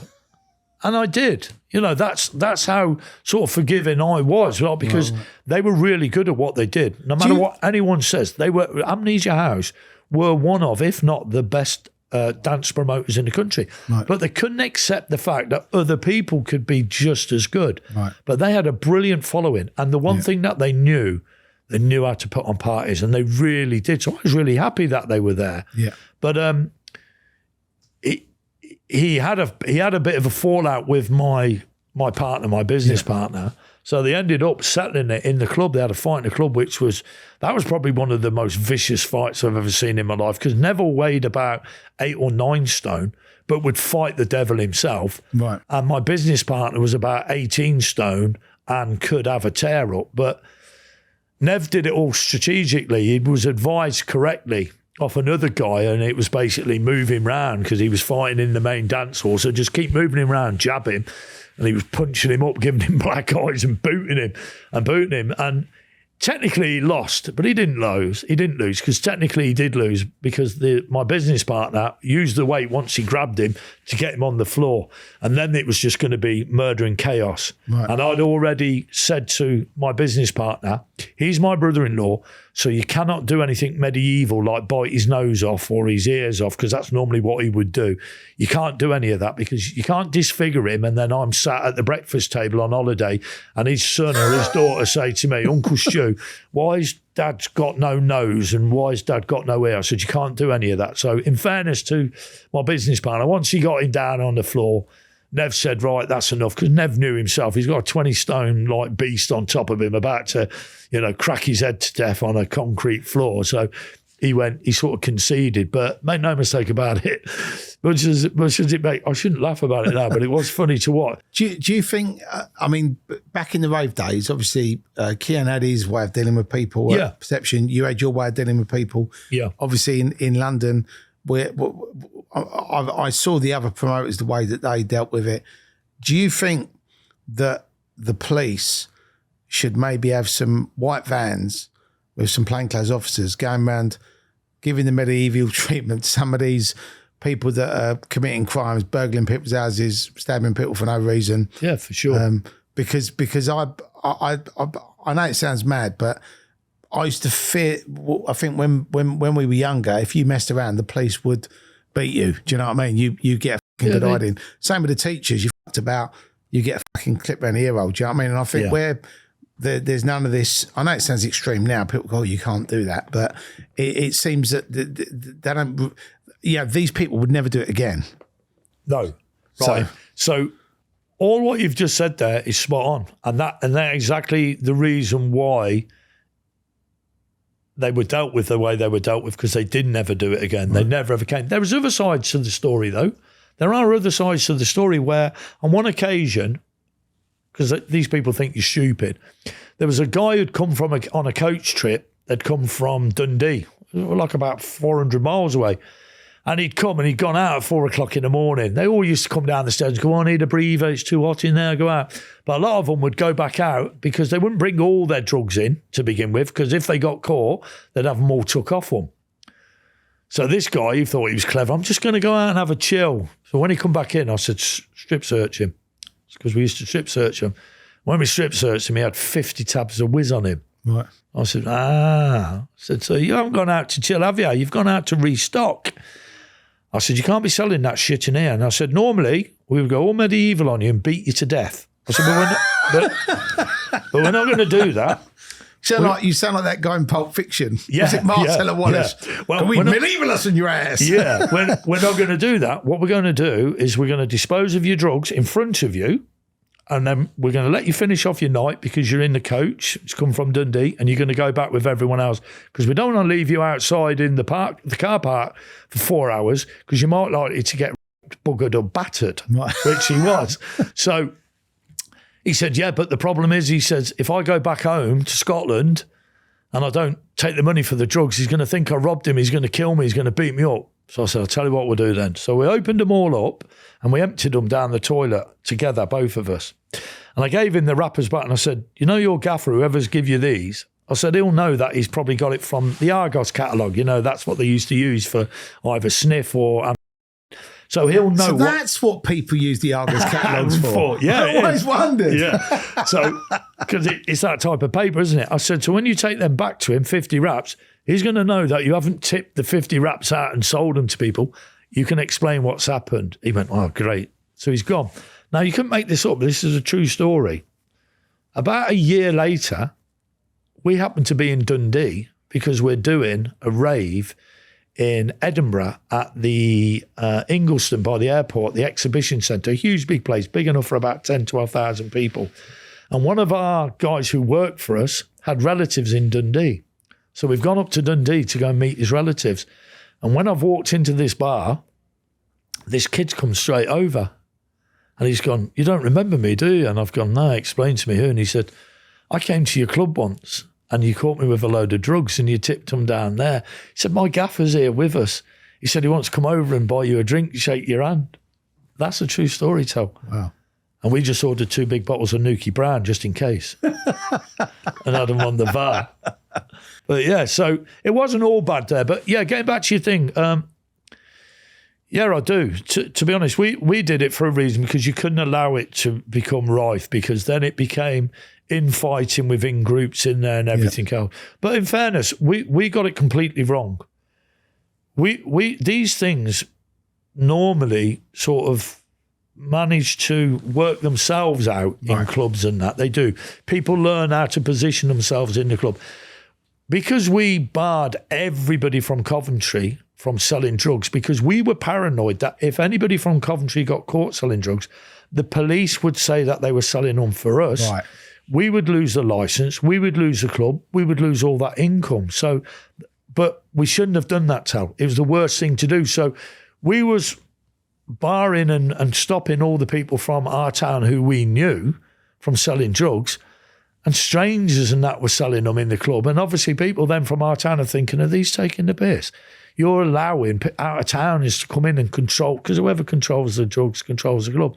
But it was nothing to do with us. That's the God's gospel truth. I mean, I had the same view, because like yourself, we didn't sell, we didn't have the bar, but we'd obviously make the money from the tickets and obviously the tapes. So for us, it was always like, you know, if you're earning that much money, why would you want to, you know, about doing something that could get you nicked? Or if somebody was in the club and took something and died, and it's connected to you, you're getting done for murder and fucking dealing drugs. So for me, I was literally zero tolerance. I mean, we had fucking metal detectors, we had almost strip search, shoes coming off, people grabbing older people coming in. We looking did. We in had the house. ones. Yeah, all that. We were one of the first to get the ones. We had the airport security staff through there.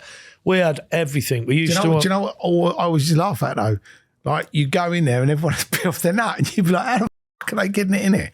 Well, do you know what I mean? I found out years later, which really disappointed me, years and years later, that through a family member. Your partner was doing it and he didn't tell you and he kept all the money. No, we thought. I'm joking. But listen, you wouldn't be far wrong with it, because we knew that some of the doormen had social arrangements with other people.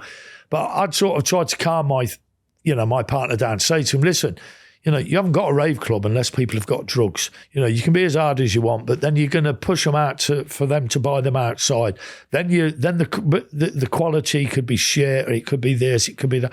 You know, let just the natural progression happen, how it's going to do in here. But what I did find out years later, when I was talking to somebody who I know quite well, who was saying to me, oh, I used to make $8,000 a night in your club shirt. And I said, wow, okay, I never knew that. How did you even get the stuff in? Right. And they told me, and it was through a family member who I knew, which was disgusting really. He ended up sort of, I can't even talk about, I'm calling him a rat now, because he ended up on this case that I'm in now. He ended up colluding with the authorities, and he did really, really bad. But I didn't know this 20, 30 years ago. What he was doing, he was popping in to say socially hi with a friend, and his friend would say, can I use the loo? And I'd say, yeah, of course you can. And what they were doing, they were going upstairs and they were leaving bags of pills in the cisterns, in the toilets, so that when they came in at night, on like the Friday or the Saturday night, they would just say to Bob or Rita, go upstairs, first toilet, go in there, go in the system, pull out a bag, you'll have 50 pills, 500 pills. That's what they were doing. So they were getting them in all ways, different ways, Tell. But same as you, to this day now, because it really does irk me, because, you know, it's not like I'm denying it. I am a convicted drug importer. And like I said before, not to be smart, not to be clever, I would use a ship the size of 5-6 football pitches and a mouse with a little rucksack to bring and import drugs into the country. But when I had the clubs, I had nothing to do with drugs at all, no matter what anyone says. We didn't need drugs. Like I said, we was making 15, 20 grand a weekend off the pop and crisps, or the pop and the water, and we was making mega money off the what do you call it? The ticket fees and everything. And so when the Eclipse finally come to an end, what caused that? Was it just like it ran its course? I'd been in prison for the incident that I said, the near shooting thing. Right. I'd gone to prison. So how long was that? It was only a couple of years, 2 years. But that 2 years was enough. Right. everything just fell apart, because if you're not there doing it, like when I had the club, I never went on holiday, I never did nothing, I never did any social events, Terry. Right. I was there 7 days a week, Friday, Saturday. It was like, I'm not going to let this go. I'm not going to let this go. You know, there's no way I'm going to try and milk this for all it's worth. But in fairness, after about 2 years, we'd gone from there to there. I was chasing it. We was embarrassing, really. We was embarrassing. I was going around seeing different people. You know, Renaissance had started. I went up. I wanted to see what was going on at Renaissance. They did it at that venue 44 in Mansfield. I walked in. I thought, what an absolute shithole!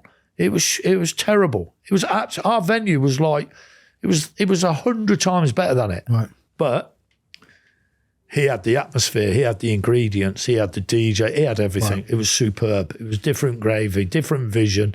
Superb. It was brilliant. And I knew there and then, I'm finished, and this is the next generation. Right. Because I didn't want to go down. I remember your path. I remember speaking to you at the time, and you always seemed to, you did massive parties and everything, but you was always having to be on your toes, weren't you? All the time. I remember speaking to you all the time, because it was all garage and it was all Drum and bass jungle. yeah. It was all crews and crowds coming from all over different parts. It was grief, wasn't it? It's just grief after grief after grief. I couldn't deal with it. I didn't want all that. I got into clubbing to make loads of money, and that was it. Right. You know, halfway through it, I like you mentioned earlier about the unity, and I thought, wow, this is really what clubbing and that should be like. It was great. It was unbelievable to be there some nights. Like I remember watching Sasha play the closing set at 8 o'clock in the morning. All the lights are on, the main house lights are on, the white lights are on.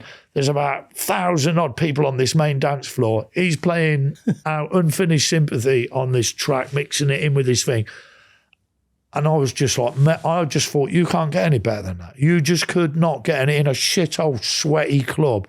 You just couldn't get any better than it. It was just amazing. But everything good has to pass, doesn't it? Everything comes to an end. I think some people don't want to let go. I get asked all the time about, will you do this and do that? No, I'm not.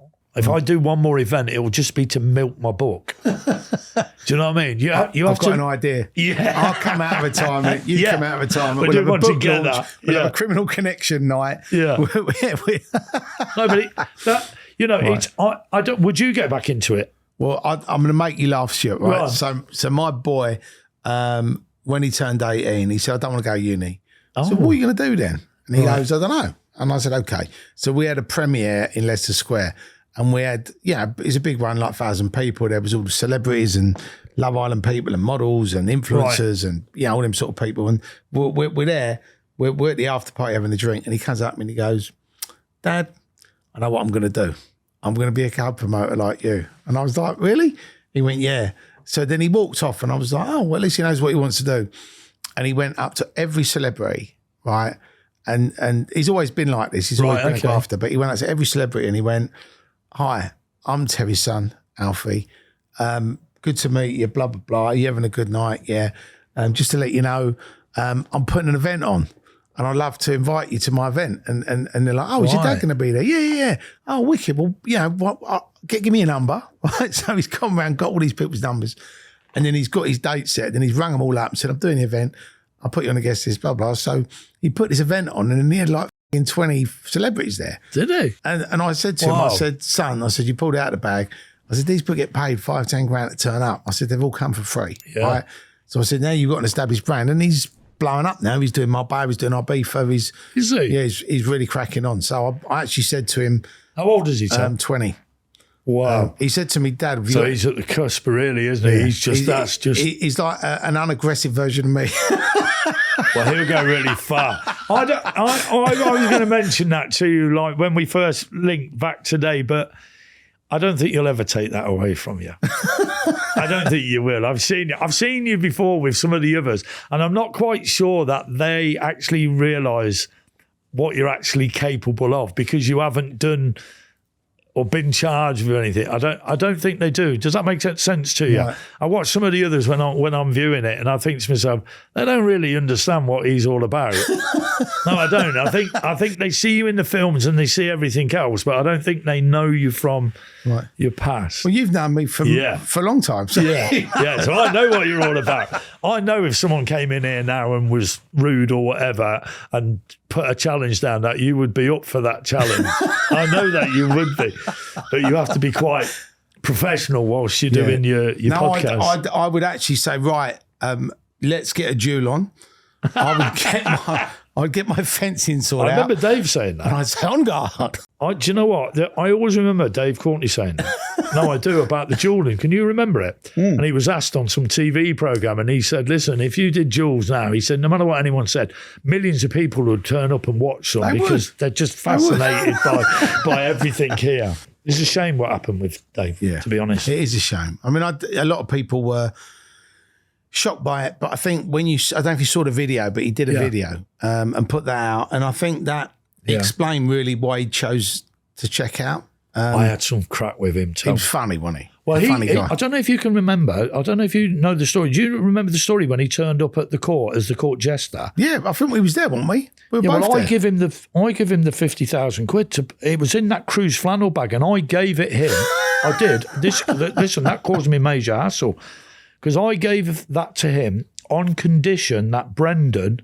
At the time, Seymour and Brendan were like his closest pals. You were doing a lot of stuff with him, but I think you were in the Standard, I think, to do with one of the Craze funerals, and it just all blew up for you because you didn't want all that. It was like, well, hold on a minute, I don't need all this. You don't need bad publicity. No. And at the time, let him get back to that on that thing. Yeah, he turns up. I sent it down in a cruise flannel bag on condition, because it was Big John who'd asked me. John said, he needs some paper for his. I said, yes, I'm not an issue. I can sort it. And that's not me trying to show off. That's what I did. In some book, somebody says Kevin Jenkins gave it him, who was Roy Snell's partner and Daniela Westbrook's husband or something at the time. But that's nonsense. It was mine. Right. And I'd sent it down there, and on condition that he gave it to Brendan. I think Brendan was hiring out plant at the time, like diggers and everything. Right. He was meant to put it in the bank, and they were going to go with a Gregory, because I said, you can't turn up with paper. I said, it will cause an issue. But obviously with Dave, because he wants all the publicity, he turns up, court jester outfit. They ask him something, he opens the bag, and the film crew, there's 50 grand in 10 gram bricks. Right. And I always say to this day that caused me hassle, because what I didn't know at the time, but was there, in the bottom of that cruise flannel bag was 2 receipts with my credit card details on it, my name, for a shirt and a pair of trousers. Oh, no. So I always say from there, because I think it was 2002 or 2001, after they'd just done... remember they did, I can't remember if it was it Lock, Stock first or Snatch, or was it Snatch first then Lock, Stock? I think Lock, Stock was first. Yeah, 98 that was, and then Snatch was 2001, I think. Because they were going to base the film on around him, and he was meant to star in it, if I remember rightly. Well, that's what he said, but I don't know if it's true or not. Right, well, he did say that. I don't know whether he did, but he did a 2-page article, I remember, that got released. Yeah, the real Vinnie Jones or whatever, or the real... Lock, Stock. But he had agreed to a launch with the people to do a serialization of the book, Stop the Ride, I Want to Get Off. Right. And in it, he admitted to 2 murders. I'm told that basically the producers and the money people, I think it was Matthew Vaughan, I might be wrong here, basically said, well, there's no way we're going to put millions into a movie that's got a convicted or a self-admitted murderer as the star role. How true that is, I don't know. But I can remember when we was doing the management for him, I put together like a show reel for him, because we was going to have him come and do. Remember he did Oxford Uni. He did the audiences. Didn't he? Yeah. So, I went with him we went to Tenerife. Right. And when we went there, we went to the Banana Club. There was about 800 people. Was that when they had the altercation and the geezer pistol whipped the geezers? Yes. So, do you know what happened to him? No. So he used to run Tenerife, this guy, right. and he come off of Tenerife, and then he went to Marbella, and he was a silent partner in. There's a friend of mine who owns all the clubs down there, and he was a silent partner of the thing, and he basically just kept everybody in check, sort of thing. But it was a big thing. His name's Marco. He's no longer with us because he got machine gunned to death outside his house. Literally, there was 2 fellas waiting outside his house at 3 a.m. When he pulled up, they just machine gunned him to death in his drive outside his house. And that was in the papers recently. It was probably about, I think it was last year. Oh, well, I think the incident you're talking about, I think happened about 6 months later. Was that when Dave crashed a Land Rover or something there as well? Hurt himself quite bad. Something happened where I think they was, because he always used to go out with that like 30 geezers with all like long coats on and flat noses. Oh, I think he upset a few people, and I think he trod on his guy's toes, and the geezer put it on him. And then I think a couple of the fellas got a bit leery, and he just pulled his gun out and just pistol whipped him. Right. Well, I wasn't there, but that's what they all come back with. Holes in the red and patches. Well, I can remember going. We went to, and he did this. He invited us over. When I've got there, I don't know. There's 200 people been invited from all over the UK. Like you've said, when I've got there, it is all the great big long coat. That's where the bridge photo got took. Right, you know, the one where they're all on the bridge. Right. And they've all got the policeman's hats on and all that. It's that one. And that's when GQ was there. And I grabbed hold of the guy, literally put him in headlock and said to my pals, so take a photo of him and said to him, listen, we're not here for any of this, you silly cunt. You know, we're not. We weren't there for that. I'd gone because he'd asked us to go. When we got there, I didn't realise there was going to be like 200 like doormen from all over. Some of them are really good. Can you remember Big Marcus from Brighton and that? Marcus, he's great guy. He's actually in Kent, you know. Is he? Yeah. Yeah, Marcus Redwood. Yeah. He's got no hair now. It's really funny because remember he had that big fixed hair. Yeah. But in fairness, Dave he introduced me to some really good guys. I'm trying to remember. I mean, John, it was more through Birmingham John who I knew all the rest of them. But when we got there, Sam, they're doing their thing. But he did, and believe it or not, John at the time was looking after Prince Nazim. Right. And Nazim was over there in the training camp. How fun is that? Yeah, it's crazy. So we arranged for Naz to come to the audience with. And I'm sat there, and there's 800 paying people in this banana club, and he was dog shit. He was dog shit. He was steaming drunk because he'd been on the drink all day and everything. Right. The sound system was shit, so everyone was going, I can't hear you, can you say that? It was just really poor. So to cut a really big, long story short, afterwards I said to him, Dave, I said, listen, that's really bad, mate. I said, it looked terrible. I said, you know, I know you don't want to because you like to do everything off the cuff and that. I said, but these are basics. You should have had somebody come down and do like a 1, 2, 1, 2. You've got to test the sound system to make sure it's doing what it is. You need to get yourself some cue cards. So when you get steaming, you can pull one out and you've got a rough idea where you are in your stories, you know what I mean? And we had a bit of an if and a but and a maybe about it. And I said, look, you know, I said, I don't want anything because he knew I didn't. I don't want any money out of you. Let me put something together under like Reid management, which we did. Right. I did a show reel for him. And in it, no matter what anyone said, I got someone to sort of entwine the Bermondsey Boy video. Yeah. And if you ever watch that and then you watch Lock Stock, no matter what, you can't deny it that them stories are entwined. Right. Especially about like the sunbed shot, because in the Bermondsey Boy, which is done 10 years before that film was made, Bo, his son, he asks him, what do you want to do the weekend? And Bo says, can we go back to that sunbed shop, Dad, and you beat that guy back up again? Right. So he did have a lot of merit in what he was. He genuinely did. But there was politics, film politics, nothing for me. I'm not interested. I don't want to be a film star. Right. I don't, although I was might be after this, you might be playing yourself in a movie. No, I would definitely never do that. Although I was really angry with Big John because John had phoned me and said, do you want a bit part in this film? You know, and I said, no, definitely not. You know, the last thing I want to do is anyone looking at me. I was flying, Terry. Right. When I got grafting, doing gear, listen, we were flying, mate. I was smashing the granny out of it. So I don't want any publicity. I don't want no one to know what I'm about. And that's the truth. I always haven't.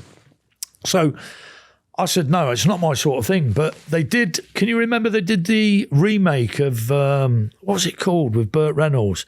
But they did the English version of it. Mean Machine. Yeah. So they did the English version of it. So I said to John, why didn't you ask me to do that? I can play football. I'm half decent at football. I would have done that one. I would have come. He went, oh, you didn't.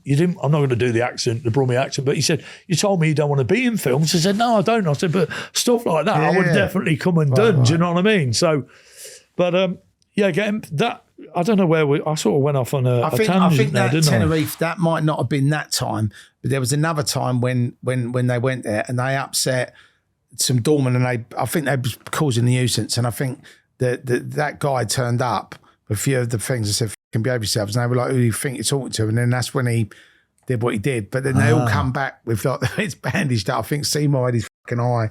He had a patch. No, definitely not. Because that night we went down to the front of that, and there was about, like I said, there was about 200 odd doormen, and them just turning round the corner up by the Irish bar, coming down to the front. Even today, now I laugh because I remember thinking, that's a bit of a show of strength. That is, do you know what I mean? Yeah. But I'd done that with him. So I set up this show reel that I'd made. We was posting to universities and places to get him events and that. But I quit and I phoned him and said, listen, I can't do that, because he contacted me. I said, listen, it's not hard. This is not hard. Anyone who wants to deal with you, just say to him, call this guy here and he'll take all the stuff. And it was when he was going to do the Trisha show. Right. And I said, that's a really bad idea, that is. Really, really bad idea. I said, you don't need that. I said, you've got enough publicity going at the moment.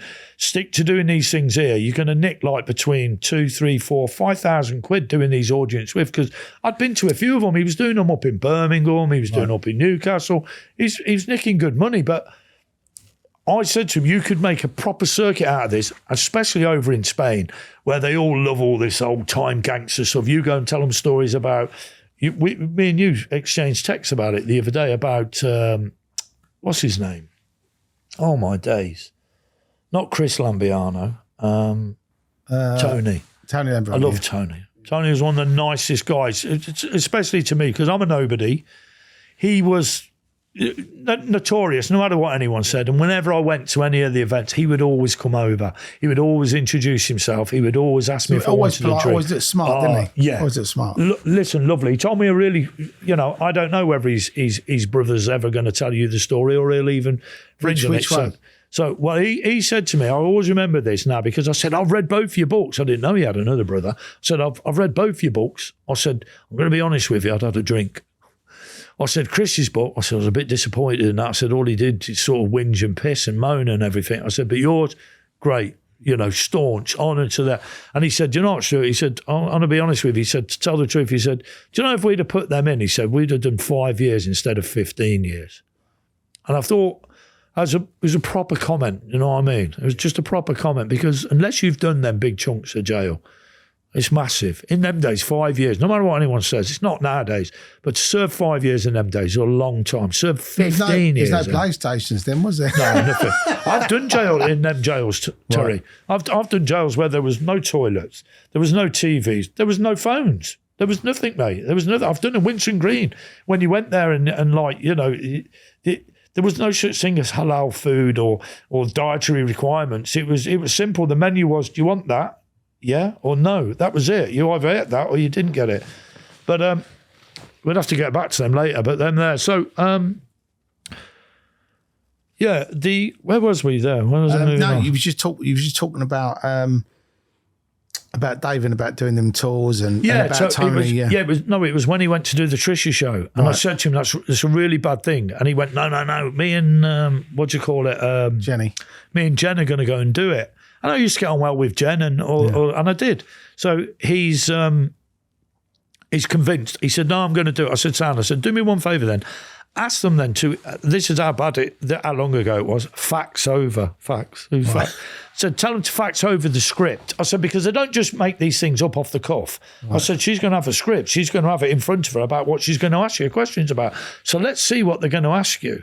And he went, no, we'll be all right. Now, I don't know the full true length of all the story, but what I was told was when they got there, they separated them both and they put Jenny one place and him the other place.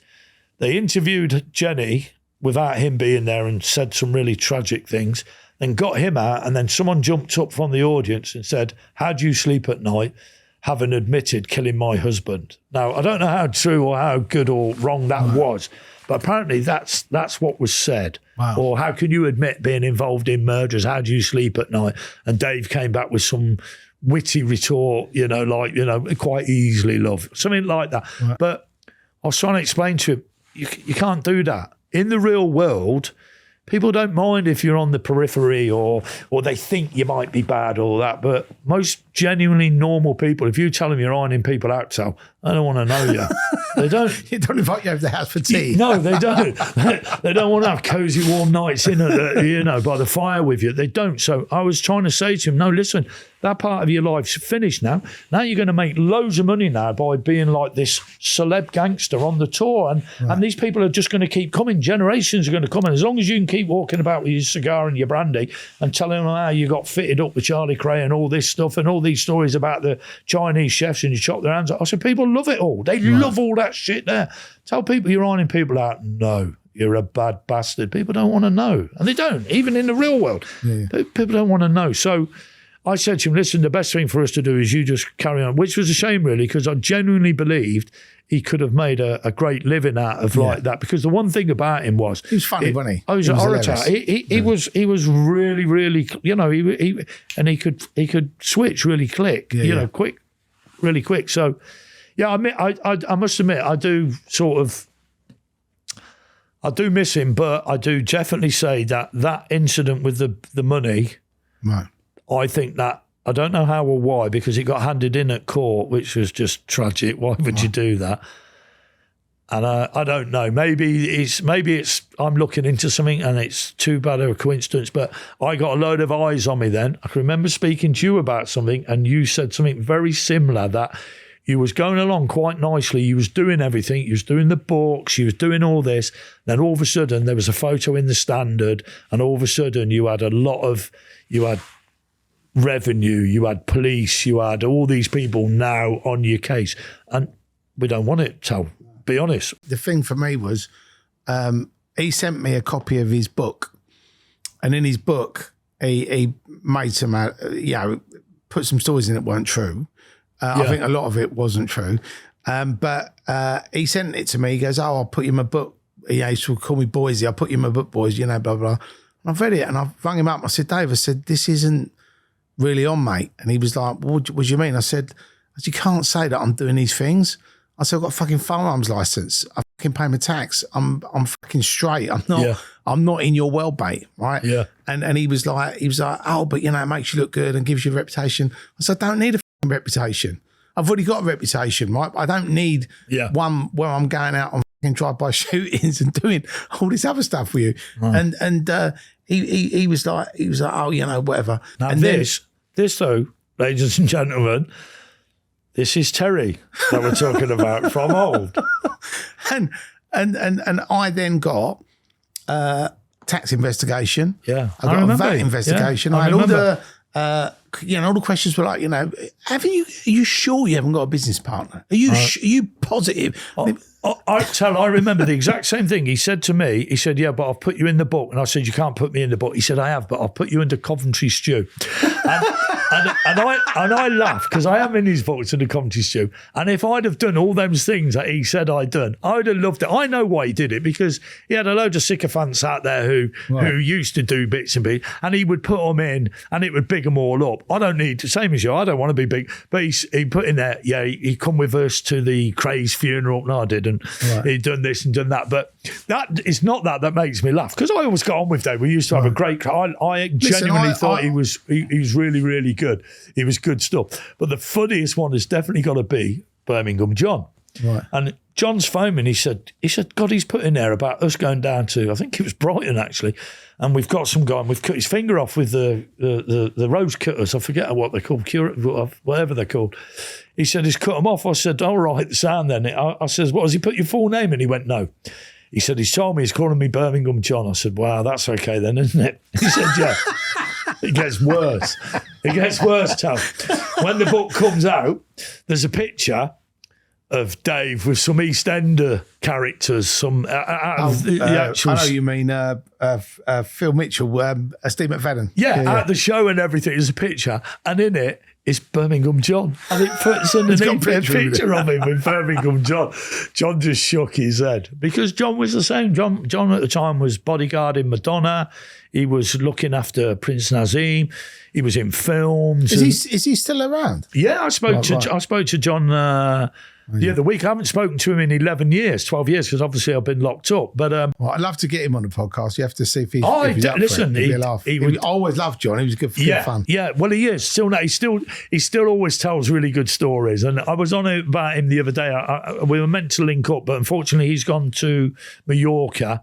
And I was doing something else, so I said, when he comes back, we'll end up. Yeah, great guy. Yeah, really. Well, can you remember the other fellow who was always with him, Little John? Big John and Little John. Yes, like no, but can you remember it? Johnny Burton? Because he's been on it. Yeah, well, John's been on a million podcasts and a million things. John's turned his whole life around now. Wow. He's a major provider. John's coming on here. Oh, is he? He is, yeah. Yeah, listen, well, I'll let him tell the stories about him because he was Anslow's co-defendant, and it was him that I was waiting for. When John Anslow asked me for the £150,000, there's no way I was going to give it him until I'd spoke to John. When I spoke to this Johnny Burton, the Liverpool kid, if he said to me, "Yeah, give it him," because I'm holding him responsible, I know I'm going to get my money back then. Right. But what I didn't know was John was on remand at Walton Jail. And as soon as John Anslow got bussed out of jail, all of the co-accused all around the country got swagged from where they were in their normal jail locations, were all made Category A prisoners and dropped off down to Strangeways Unit in Manchester or taken to Wood Hill High Security Prison down in Milton Keynes. So I used to speak to John at 5 o'clock in the evening because that's when he'd get his phone out when he was in custody. Because I don't know if I'll let him tell all these stories, but oh gosh. He's got some good ones. Oh, listen, great. Juice Bomb John, they call him. Great. Listen, great. Do you know what? He's one of the very few people since I've been out who helped me straight away. Amazing. Literally straight away. I just spoke to him, helped me straight away.